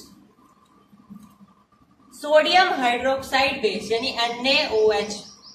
कैसे यूज होता है, सोप बनाने में इस्तेमाल किया जाता है, यानी कि साबुन बनाने में इस्तेमाल किया जाता है, और पेपर बनाने में इस्तेमाल किया जाता है, और सिंथेटिक फाइबर बनाने में इस्तेमाल किया जाता है। दूसरी प्रॉपर्टी, जो आपके पास मैग्नीशियम हाइड्रोक्साइड होते हैं, उसका इस्तेमाल एंटी एसिड की तरह यूज किया जाता है, एंटी एसिड की तरह। यानी कि अगर आपके पेट में एसिडिटी हो गई है तो आप मैग्नीशियम हाइड्रोक्साइड ले लो। ठीक है, जो आपके पास एसिडिटी की दवाई आती है पीने की, जो होती है उसके ऊपर लिखा रहता है मिल्क ऑफ मैग्नीशिया, तो यही होता है। ठीक है, उसके बाद कैल्शियम हाइड्रोक्साइड का जो यूज होता है वो होता है ब्लीचिंग पाउडर बनाने में, ब्लीचिंग पाउडर, जो कि इस चैप्टर में हम डिटेल में रीड करने वाले हैं। ठीक है, तो आपके पास ये 3 यूजेस हैं, दिस आर इनफ। ठीक है, आपको ध्यान रखने हैं NaOH ये बनाने में, मैग्नीशियम ये, और कैल्शियम हाइड्रोक्साइड। अब आपको ये ध्यान रखना है, एक इंपॉर्टेंट यूज ये है कि जो दूधिया होता है वो क्या करता है, कुछ अमाउंट में बेसिक साल्ट आपके दूध के अंदर डाल देता है, बेसिक साल्ट। आगे देखेंगे बेसिक साल्ट क्या होता है। मैंने बताया भी था कि ऐसा साल्ट जिसके अंदर जब आपने उसे बनाया है तो आपने स्ट्रॉन्ग बेस लिया है लेकिन एसिड वीक लिया, जैसे NaOH ले लो और साथ में कोई वीक एसिड ले लो, जैसे मैंने सिट्रिक एसिड ले ली। ठीक है, एसिड, या फिर इथेनोइक एसिड ले ली। ठीक है, तो सोडियम इथेनॉइड बन जाएगा। अब मेन बात क्या है, बेसिक साल्ट जो होता है वो बेसिक इन नेचर होगा, यानी कि कुछ अमाउंट में इसमें बेस होगा, तो वो क्या करता है, इसे मिल्क में डाल देता है, दूधिया यानी कि मिल्कमैन। ये जो बेसिक साल्ट होता है ये ह्यूमन एडिबल होता है, मतलब हम इसे खा सकते हैं, ऐसा साल्ट होता है। ठीक है, तो ये इसके अंदर डाल देते हैं। बेकिंग सोडा पता है, बेकिंग सोडा वो, ठीक है, उसको डालते हैं, बेकिंग सोडा। अब ये क्यों डाल रहा है, क्योंकि उसे पता है जैसे जैसे गर्मी बढ़ेगी तो दूध में क्या होगा, दूध में लैक्टिक एसिड की अमाउंट बढ़ने लगेगी और दूध कैसा हो जाएगा, दही बन जाएगा। तो दही क्या होती है, दही एसिडिक होती है, मतलब कि लैक्टिक एसिड की ज्यादा अमाउंट बढ़ जाएगी। तो उसने कहा मैं पहले से इसमें क्या डाल दूं, इसमें पहले से ही मैं बेस डाल दूं। बेस का मतलब है बेसिक साल्ट डाल दूं, जिससे वो लेट में दही बने, यानी कि देरी से दही बने, पहले दही ना बने, और उसका जो दूध है वो ज्यादा समय तक चले और बिक सके। ठीक है, पता चला सुबह वो दूध लेकर के गया और रास्ते में जो है दही बन गई उसकी। तो इससे बचाव करने के लिए वो क्या करता है, उसमें पहले से ही बेकिंग सोडा डाल देता है, ताकि उसका जो दूध है वो लंबे समय तक चले और उसका जो दूध है वो प्रॉपर दामों में बिक सके। ठीक है, वेस्ट ना हो। समझ में आई? तो ये आपको यूजेस ध्यान रखने हैं। उसके बाद आपके पास कुछ यूजेस आते हैं एसिड्स के। एसिड की यूज देख लेते हैं। आपके पास H2SO4 होता है। H2SO4 का इस्तेमाल कहाँ किया जाता है? आपके फर्टिलाइजर बनाने में, पेंट बनाने में, केमिकल बनाने में, डाइज बनाने में, प्लास्टिक बनाने में, synthetic fibre, detergent, explosive, car battery, इन सब में। उसके बाद नाइट्रिक एसिड, नाइट्रिक एसिड होता है HNO3। ये आपका इस्तेमाल किया जाता है TNT नाम का एक एक्सप्लोजिव होता है उसे बनाने में, और आपके पास होता है फर्टिलाइजर्स बनाने में। Clear everyone? तो TNT बनाने में इस्तेमाल किया जाएगा, और हम बोलते हैं कि फर्टिलाइजर बनाने में इस्तेमाल किया जाता है। ठीक है, नाइट्रोग्लिसरीन, ये सारी चीजें बनाने में इस्तेमाल करा जाता है। Clear everyone? तो उसके बाद नेक्स्ट प्रॉपर्टी होती है आपके पास HCl की। HCl कैसे यूज किया जाता है? तो HCl, अगर आपके पास कोई ऐसी चीज है जैसे कि स्टील के जो ऑब्जेक्ट होते हैं, स्टील के जो बर्तन होंगे, उसके ऊपर ऐसा लगता है जैसे धुआं धुआं सा जम गया हो, है ना, तो उसे दूर करने के लिए आप HCl का इस्तेमाल करते हो, यानी कि remove oxides from steel object. Steel object के ऊपर जब आप ऑक्साइड जम जाते हैं धुआं धुआं टाइप से, तो उसको हटाने के लिए हम क्या यूज करते हैं? उसे हटाने के लिए हम HCl का यूज करते हैं। ठीक है,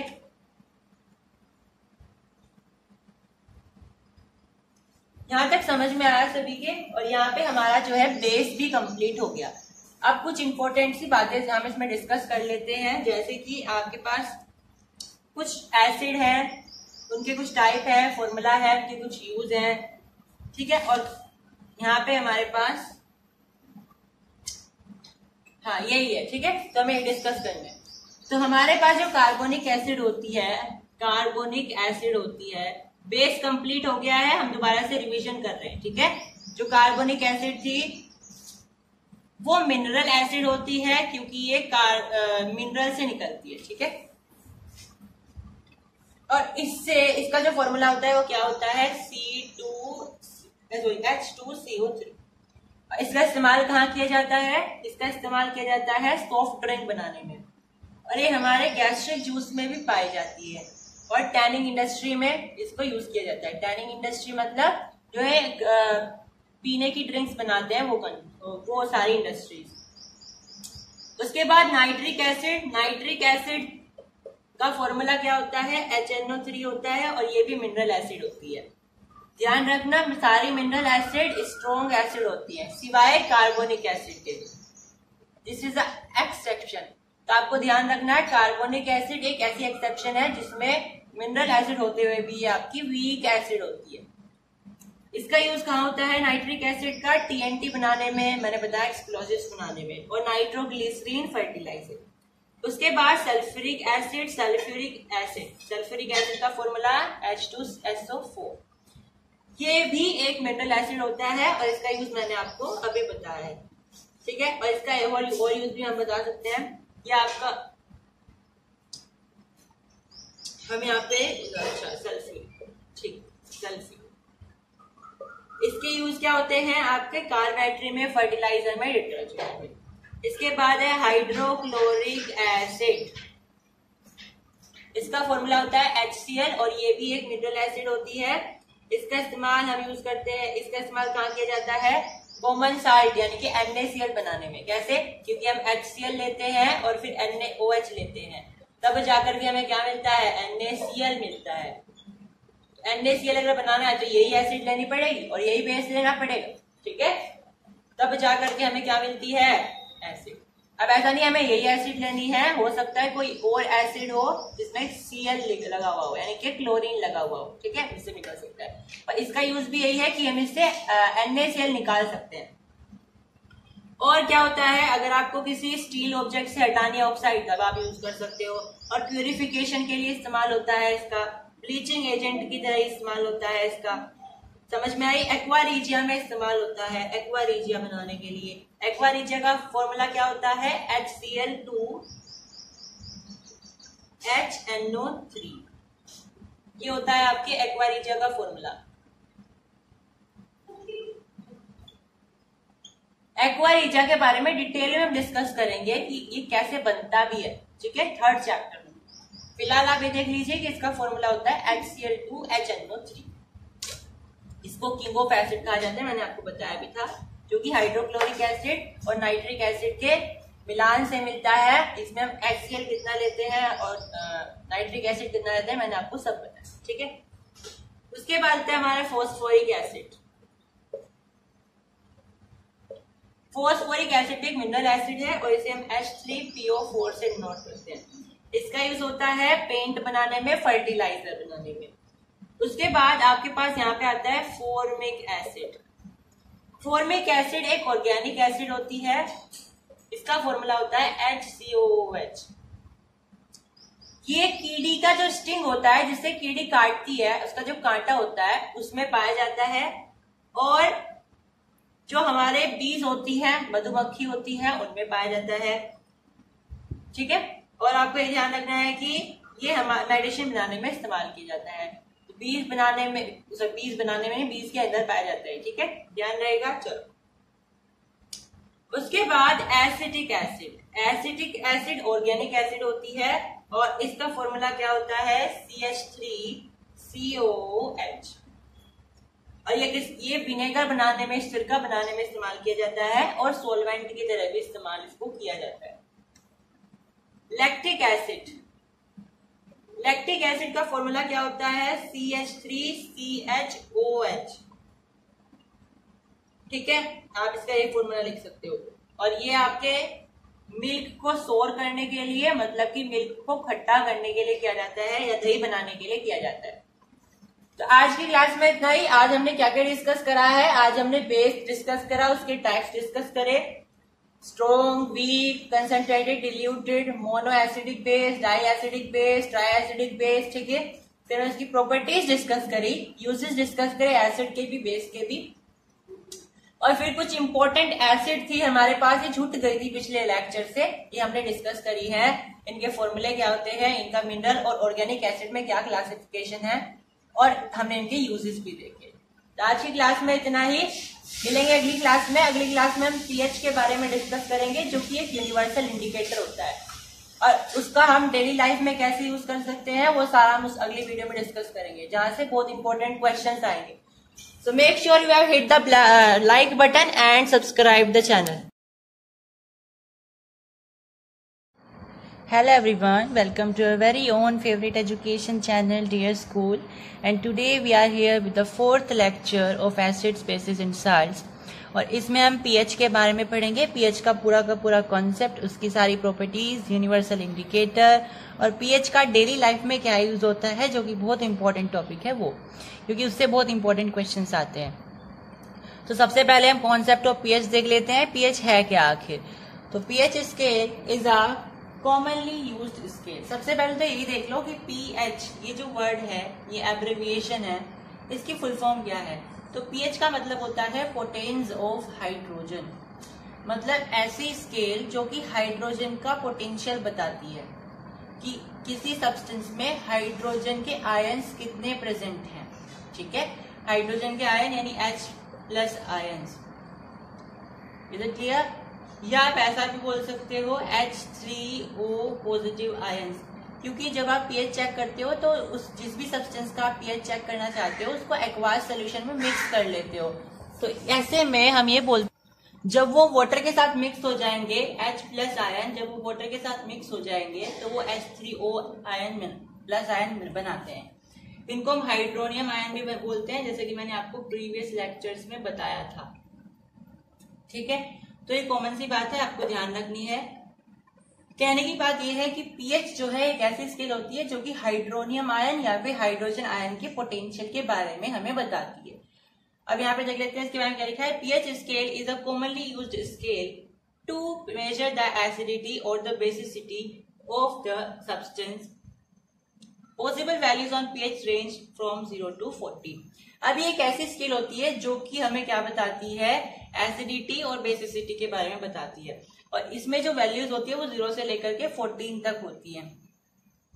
अब अगर 0 से 6 तक है तो वो जो चीज है वो एसिड होगी, यानी उसके अंदर एसिडिटी ज्यादा होगी इन कंपैरिजन टू बेसिसिटी।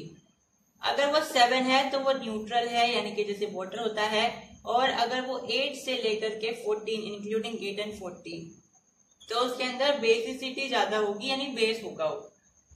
अब ऐसा नहीं होता है कि कोई चीज अगर एसिड है तो उसके अंदर बेसिसिटी नहीं होती है, या कोई बेस है तो उसके अंदर एसिडिटी नहीं होती है, ऐसा नहीं होता है। जैसे कि आप देख सकते हो हमारे पास बहुत सारी चीजें होती है, जैसे कि इनो होता है। इनो एसिडिटी में लिया जाता है ये बोल करके कि अगर आपके अंदर एसिडिटी हो गई है तो आप ले सकते हैं, लेकिन आपने देखा इनो में भी लेमन का फ्लेवर आता है एक।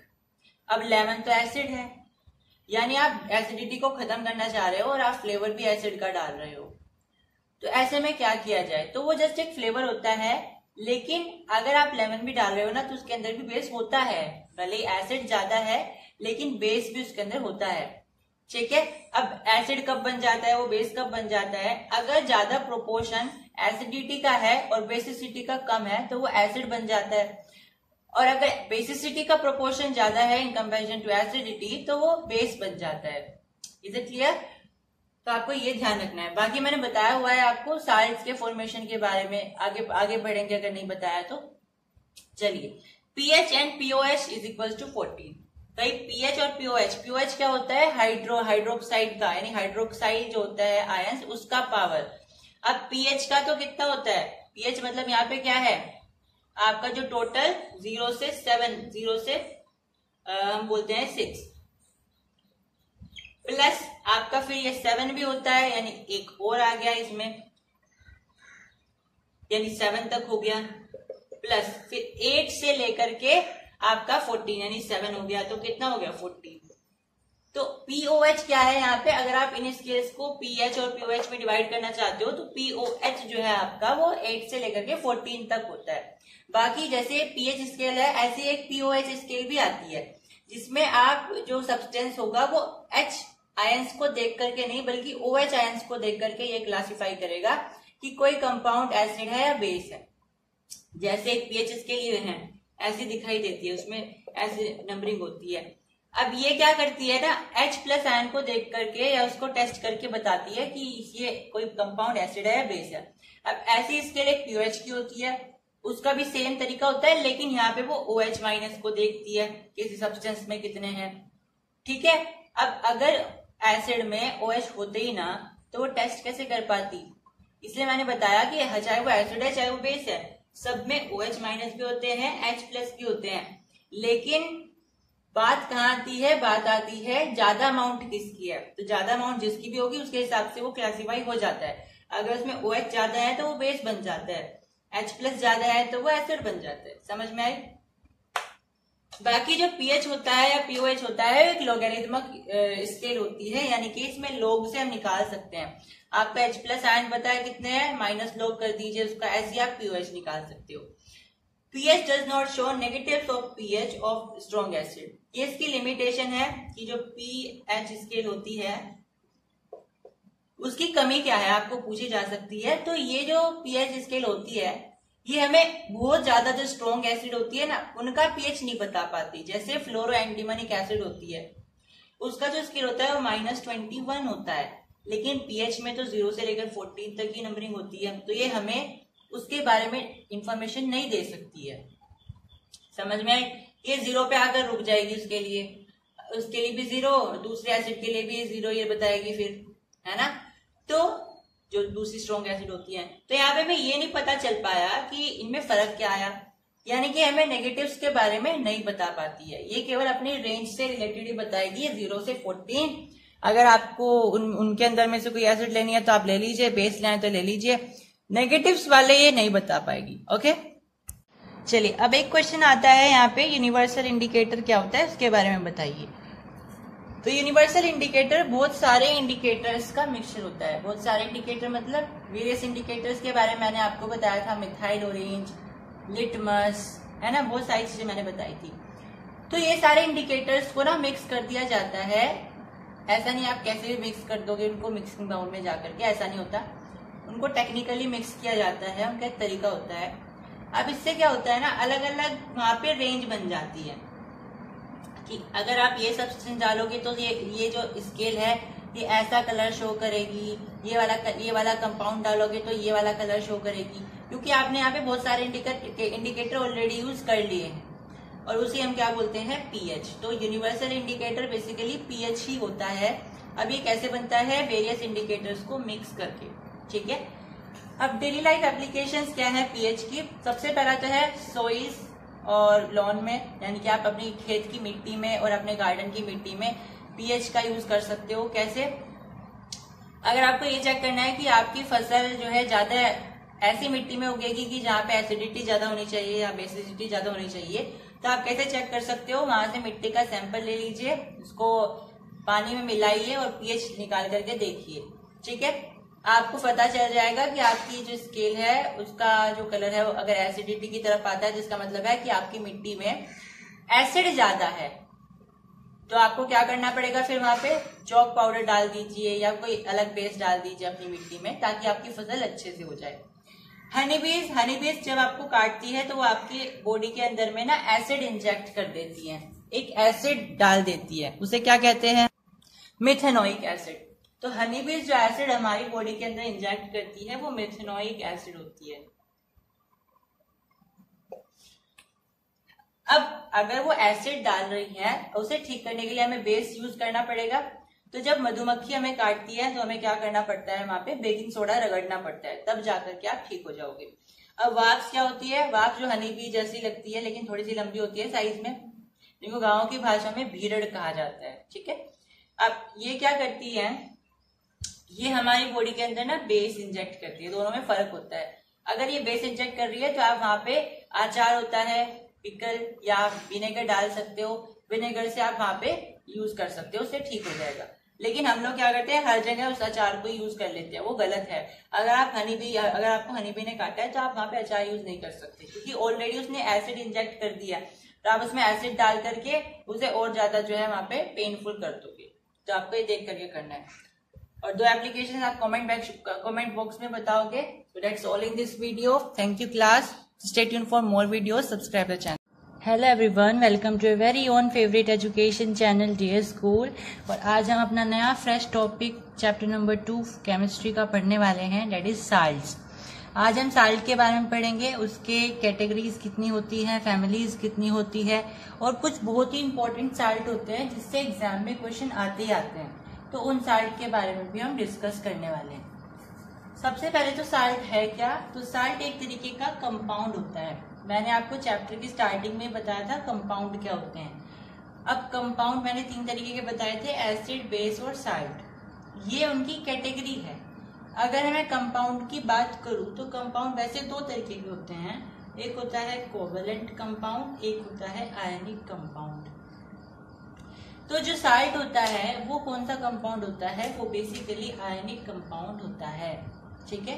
क्यों होता है आयनिक कंपाउंड, क्योंकि साल्ट कब बनता है, जब 2 आयंस आपस में मिल जाते हैं और एक कंपाउंड बनाते हैं। फॉर एग्जांपल Na+ है मेरे पास, ये एक केटायन है, और Cl- है मेरे पास जो कि एक एनायन है। ये आपस में मिलकर के NaCl बनाएंगे जो कि एक साल्ट है।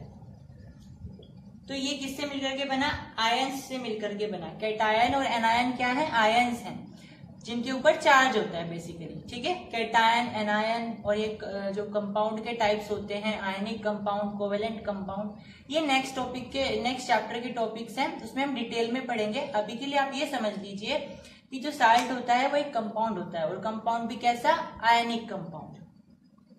अब ये बनता कैसे है, एक एसिड से बनता है।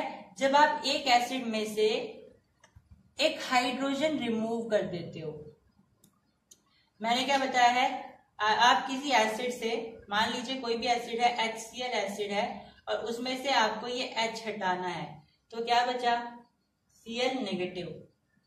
आपको फिर ये हटाना कैसे है, आपको एक वहां पे मेटल लेकर के आना पड़ेगा, ठीक है। जैसे ही मैंने H हटाया, यहाँ पे अगर मैंने मेटल लेकर के आ गया मैं Na+, तो ये Na+Cl- क्या बनेगा मेरे पास, NaCl। Is it clear. तो यहाँ पे हमने क्या देखा है कि साल्ट कैसे बनता है, जब हम किसी एसिड से हाइड्रोजन को हटा देते हैं और उसका रिप्लेसमेंट कर देते हैं किसी मेटल से, तो हमारा साल्ट बन जाता है। प्रैक्टिकली मैंने आपको साल्ट बनाना सिखाया है, अगर आपने वीडियो नहीं देखी है तो जल्दी से जा करके देखिए। अब वैसे तो हम ये बोल रहे हैं कि जो साल्ट है वो कैसे बनता है, एक हाइड्रोजन को रिमूव करके उसमें मेटल का रिप्लेसमेंट कर दो, लेकिन हमने ये भी देखा था कि एक न्यूट्रलाइजेशन रिएक्शन होती है, उससे भी तो साल्ट बन जाता है। तो उसके अनुसार एसिड साल्ट कैसे बनता है, एसिड में जब आप बेस मिला देते हो तब आपका साल्ट बन जाता है, ठीक है। तो ऐसे में हम ये बोल सकते हैं कि एसिड और बेसिस उसके क्या हैं, उसके पेरेंट्स हैं, ठीक है। जैसे आप क्या हो, अपने पेरेंट्स के बेबी हो, इसी तरीके से जो साल्ट है वो एसिड और बेसिस का बेबी है, तो उसके पेरेंट्स कौन हो गए, एसिड और बेस, ठीक है। It is a important question, मतलब ये क्वेश्चन की फॉर्म में आ सकता है। ये मैंने बता दिया आपको कि साल्ट एक आयनिक कंपाउंड होते हैं और ये सॉलिड होते हैं। देखो ये ना आपके अगले चैप्टर में है कि आयनिक कंपाउंड की प्रॉपर्टीज बताइए। आयनिक कंपाउंड की प्रॉपर्टी होती है कि ये सॉलिड होते हैं मोस्टली, और इनका हाई मेल्टिंग पॉइंट होता है और हाई बॉइलिंग पॉइंट होता है, ठीक है।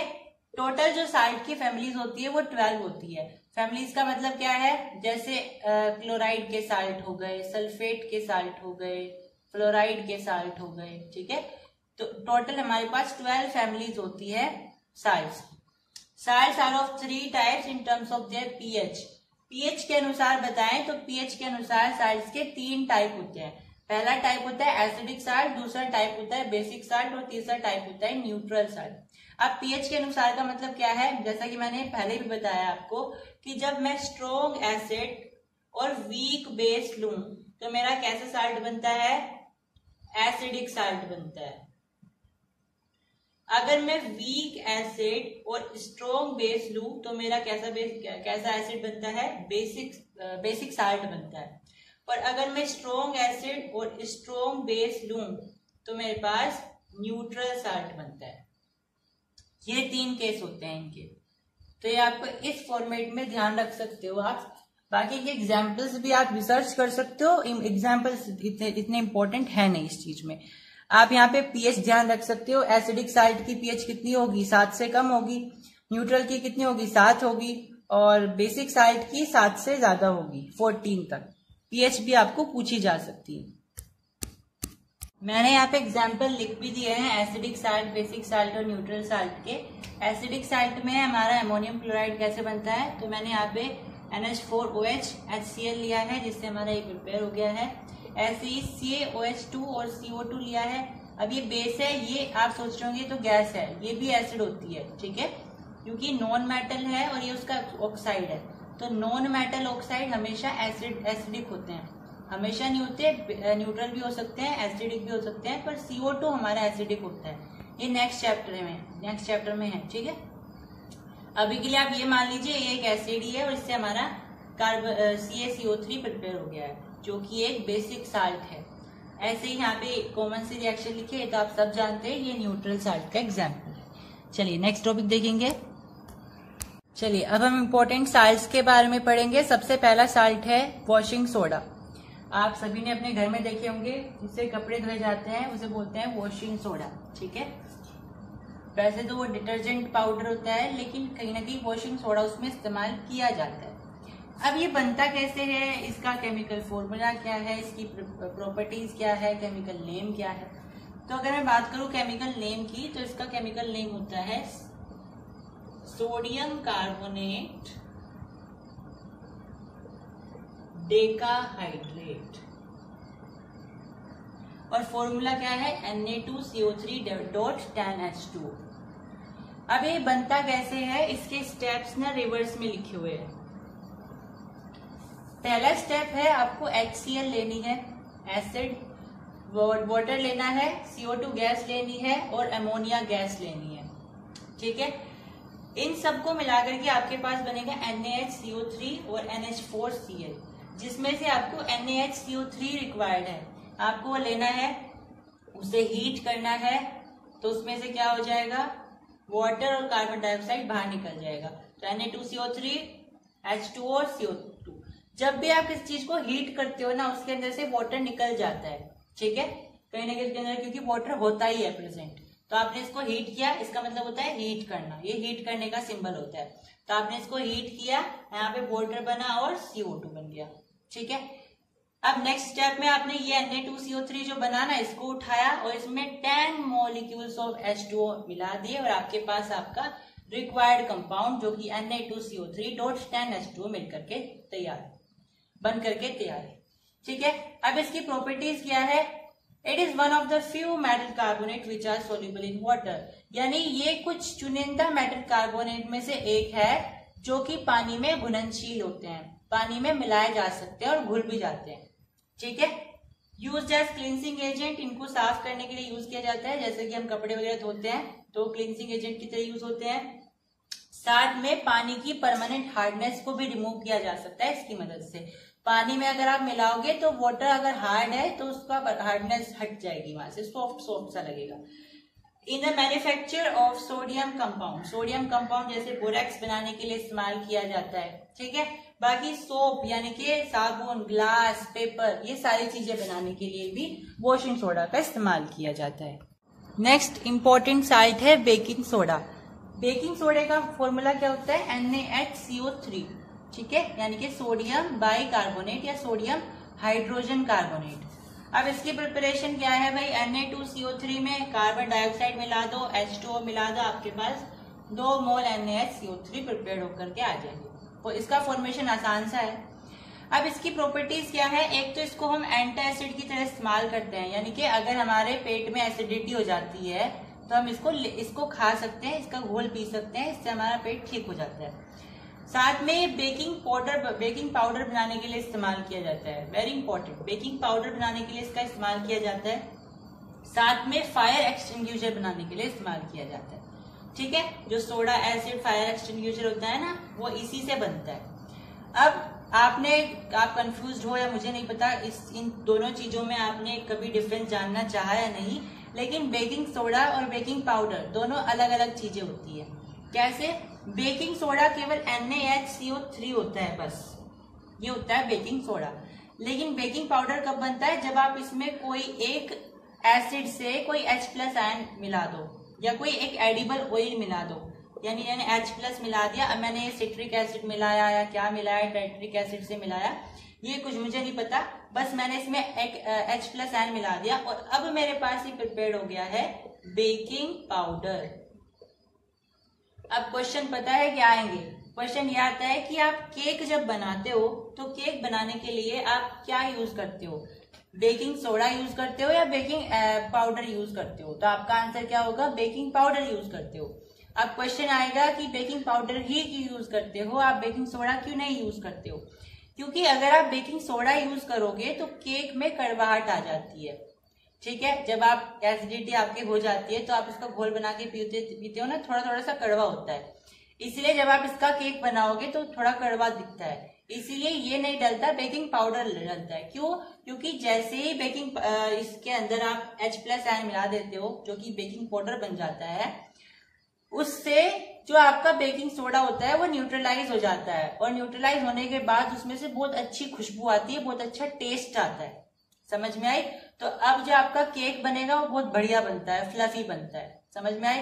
फ्लफी तो पहले भी बन जाता है लेकिन वो टेस्टी ना बनता, उसके अंदर कड़वाहट आ जाती। तो उस कड़वाहट को हटाने के लिए हम बेकिंग सोडा ना यूज करके बेकिंग पाउडर यूज करते हैं। अब बेकिंग पाउडर में क्या होता है? जो सोडा के अंदर में कड़वाहट होती है वो दूर हो जाती है। कि कैसे दूर होती है? जब हमने H+ आयन मिला दिया ना, उससे वो दूर हो जाती है। Is it clear?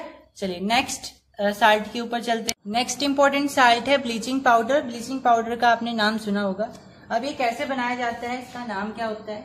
इसका नाम होता है कैल्शियम ऑक्सीक्लोराइड। इसका फॉर्मूला होता है ये CaOCl2। अब इसका प्रिपरेशन कैसे होता है? स्लाइम वाटर से CaOH होल ट्वाइस, इसमें क्लोरीन मिला देते हो तो आपको यहाँ पे ब्लीचिंग पाउडर मिल जाता है, साथ में वाटर भी मिलता है। और अगर आप ब्लीचिंग पाउडर को इसको किसी डिल्यूट एसिड से मिला दो ना तो आपको क्लोरीन वापस से मिल जाती है। समझ में आया ना? ये वाली जो क्लोरीन है। अब ये जो ब्लीचिंग पाउडर होता है इसमें से बहुत ज्यादा स्ट्रॉन्ग स्मेल आती है क्लोरीन की। अब ये क्यों आती है? क्योंकि इसके अंदर जो मेन ब्लीचिंग एजेंट है ना वो क्लोरीन ही है। समझ में आई? तो ये हमारा जो है कोल्ड वाटर में सोल्यूबल होता है, ठंडे पानी में सोल्यूबल होता है, लेकिन फिर भी छोटे छोटे से पार्टिकल्स इनसोल्यूबल रेसिड्यू नीचे बच जाते हैं। ठीक है। Real bleaching agent in bleaching powder is chlorine. ऐसा क्यों होता है कि क्लोरीन ही है इसमें रियल ब्लीचिंग पाउडर? क्योंकि क्लोरीन के पास एक प्रॉपर्टी होती है इसकी ऑक्सीडाइजिंग प्रॉपर्टी। क्लोरीन के पास एक बहुत अच्छी प्रॉपर्टी होती है, वो होती है ऑक्सीडाइजिंग प्रॉपर्टी। ऑक्सीडाइजिंग प्रॉपर्टी का मतलब क्या है? या तो आप एडिशन ऑफ इलेक्ट्रॉन करो या फिर आप एडिशन ऑफ ऑक्सीजन करो या रिमूवल ऑफ हाइड्रोजन करो। इसका मतलब ये होता है। तो ब्लीचिंग के पास, क्लोरीन के पास ये तीनों प्रॉपर्टी होती है। Use for disinfecting drinking water. अगर आपका पानी जो है गंदा है, टैंक वगैरह में ना इसका इस्तेमाल किया जाता है, क्लोरीन की बटियां डाल दी जाती हैं, इससे पानी ना साफ हो जाता है, डिसइंफेक्ट हो जाता है, कीटाणु मर जाते हैं उसके। Use in manufacturing CHCl3। Chloroform होता है बेसिकली, सुना आपने क्लोरोफ्लोरोकार्बन, उसका ही एक डेरिवेटिव है क्लोरोफॉर्म, उसी से निकलता है फिर क्लोरोफ्लोरोकार्बन। समझ में आई? तो ये क्लोरोफ्लोरोकार्बन को बनाने का क्या तरीका होता है? आप इसे इसी ब्लीचिंग पाउडर से बनाते हो, कहने की बात ये। ठीक है। तो ये सारी मैंने आपको प्रॉपर्टी बताई इसकी। लास्ट वाली प्रॉपर्टी है यूज इन मैन्युफैक्चरिंग CHCl3। इसका मतलब है क्लोरोफॉर्म बनाने के लिए इसका इस्तेमाल किया जाता है। नेक्स्ट देखेंगे। अब एक ब्लीचिंग एजेंट तो होता है हमारे पास क्लोरीन, लेकिन आपने देखा होगा जो घर में हम या पार्लर वगैरह में औरतें ब्लीचिंग कराती हैं, या औरतें भी कराती हैं, जेंट्स भी कराते हैं, तो जो ब्लीचिंग कराते हैं क्या वो वही ब्लीचिंग होती है जो CaO Cl2 वाली हमने देखी? तो हम बोल सकते हैं वो है, लेकिन उससे बनाने का जो एजेंट होता है वो अलग होता है। क्या होता है? यहाँ पे उसे बनाने के लिए आप सोडियम हाइड्रोक्साइड में क्लोरीन मिक्स करते हो, तब जाकर के आपको NaClO यानी सोडियम हाइपोक्लोराइड मिलता है, जो कि वो ब्लीचिंग एजेंट होता है जो कि उस ब्लीचिंग को बनाने के लिए इस्तेमाल किया जाता है, जो कि लोग पार्लर वगैरह में जाके करवाते हैं। समझ में आया? तो ये वो ब्लीचिंग एजेंट है। ठीक है, ब्लीचिंग एजेंट है, ये ब्लीचिंग पाउडर नहीं है, ये ब्लीचिंग एजेंट है जिसका इस्तेमाल फिर ब्लीचिंग करने के लिए इस्तेमाल किया जाता है पार्लर वगैरह में या घर में। समझ में आई? अब ये जो ब्लीचिंग एजेंट होता है इसका इस्तेमाल हाउस होल्ड ब्लीचेस में यूज किया जाता है, या फिर कपड़े वगैरह को ब्लीच करने के लिए इस्तेमाल किया जाता है, उनको रंगने के लिए। समझ में आई? ब्लीचिंग, सॉरी, रंगने के लिए नहीं, रंगना तो मतलब डाई होता है, ब्लीचिंग मतलब उनका रंग उतारने के लिए। समझ में आई? नेक्स्ट साल्ट है प्लास्टर ऑफ पेरिस, जिसे हम POP बोलते हैं, और ये कैसे बनता है? जिप्सम से बनता है। ये होता है हमारा जिप्सम, CaSO4। अगर आप इसमें 2 मोल H2O मिला दो 100 डिग्री सेल्सियस पर, अगर आप इसे गर्म करो या आप इसे हीट दो, और किलन में, एक किलन होता है एक तरीके का कंटेनर जिसमें आप इसको हीट करते हो, तब आपके पास CaSO4.12 H2O बन जाता है, एंड 1/1 H2O बाकी निकल जाता है। अब जब ऐसा प्रैक्टिकली पॉसिबल नहीं है कि हाफ H2O निकले, तो हम ऐसा मान के चलते हैं कि ऐसा हुआ है, बाकी ऐसा होता नहीं है। ठीक है, कि हाफ H2O ही निकलेगा।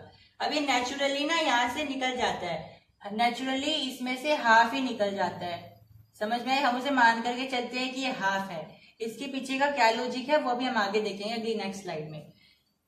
अगर आप इसमें, मैंने लिखा है यहाँ पे टेम्परेचर 100 डिग्री सेल्सियस, अगर आप इस 100 डिग्री सेल्सियस से ऊपर लेकर के चले जाते हो ना टेम्परेचर, तो ये जो आपके पास HCSO4 बनेगा, इसमें एक भी वाटर की अमाउंट नहीं होगी। अब वो हाफ तो क्या, एक भी नहीं होगी, हाफ भी, एक भी, 1.5 कुछ नहीं बनेगी, माइनस में भी नहीं बचेगी, कहने की बात है। समझ में आई? तो वो बिल्कुल पानी के एनहाइड्रस हो जाएगा, और उसे हम बोलेंगे डेड बर्न्ड प्लास्टर, यानी कि बिल्कुल ज्यादा से वो है भुन गया है ना। हम बोलते हैं ना किसी चीज को जब वो ज्यादा भुन जाती है तो वो उसे बोलते हैं डेड बर्न्ड, कि ज्यादा भुन गया है, ज्यादा जल गया है। तो अगर आप 100 डिग्री सेल्सियस से ज्यादा लेकर के जाओगे टेम्परेचर, तो यहाँ पे उसका सारा का सारा पानी उड़ जाएगा, और वो केवल और केवल CaSO4 बचेगा। लेकिन अब वो जो CaSO4 बचेगा ना, वो बिल्कुल बर्न्ट हो चुका होगा, किसी काम का नहीं होगा। समझ में आए?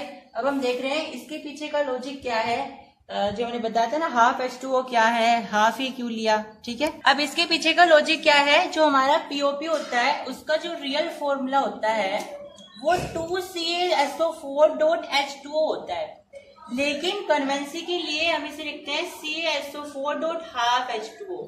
चाहे तो आप इसको ऐसे लिख लो, चाहे इसको ऐसे लिख लो, एक ही बात है।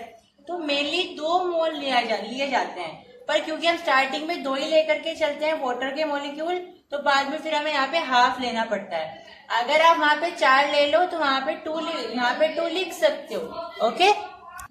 पीओपी के पास एक रिमार्केबल प्रॉपर्टी होती है कि जैसे ये पानी के कांटेक्ट में आता है तो बिल्कुल हार्ड मास में जम जाता है। इसलिए अगर किसी की हड्डी टूट जाती है तो वहां पे पीओपी का प्लास्टर बांधा जाता है ताकि वो जल्दी से ठीक हो जाए।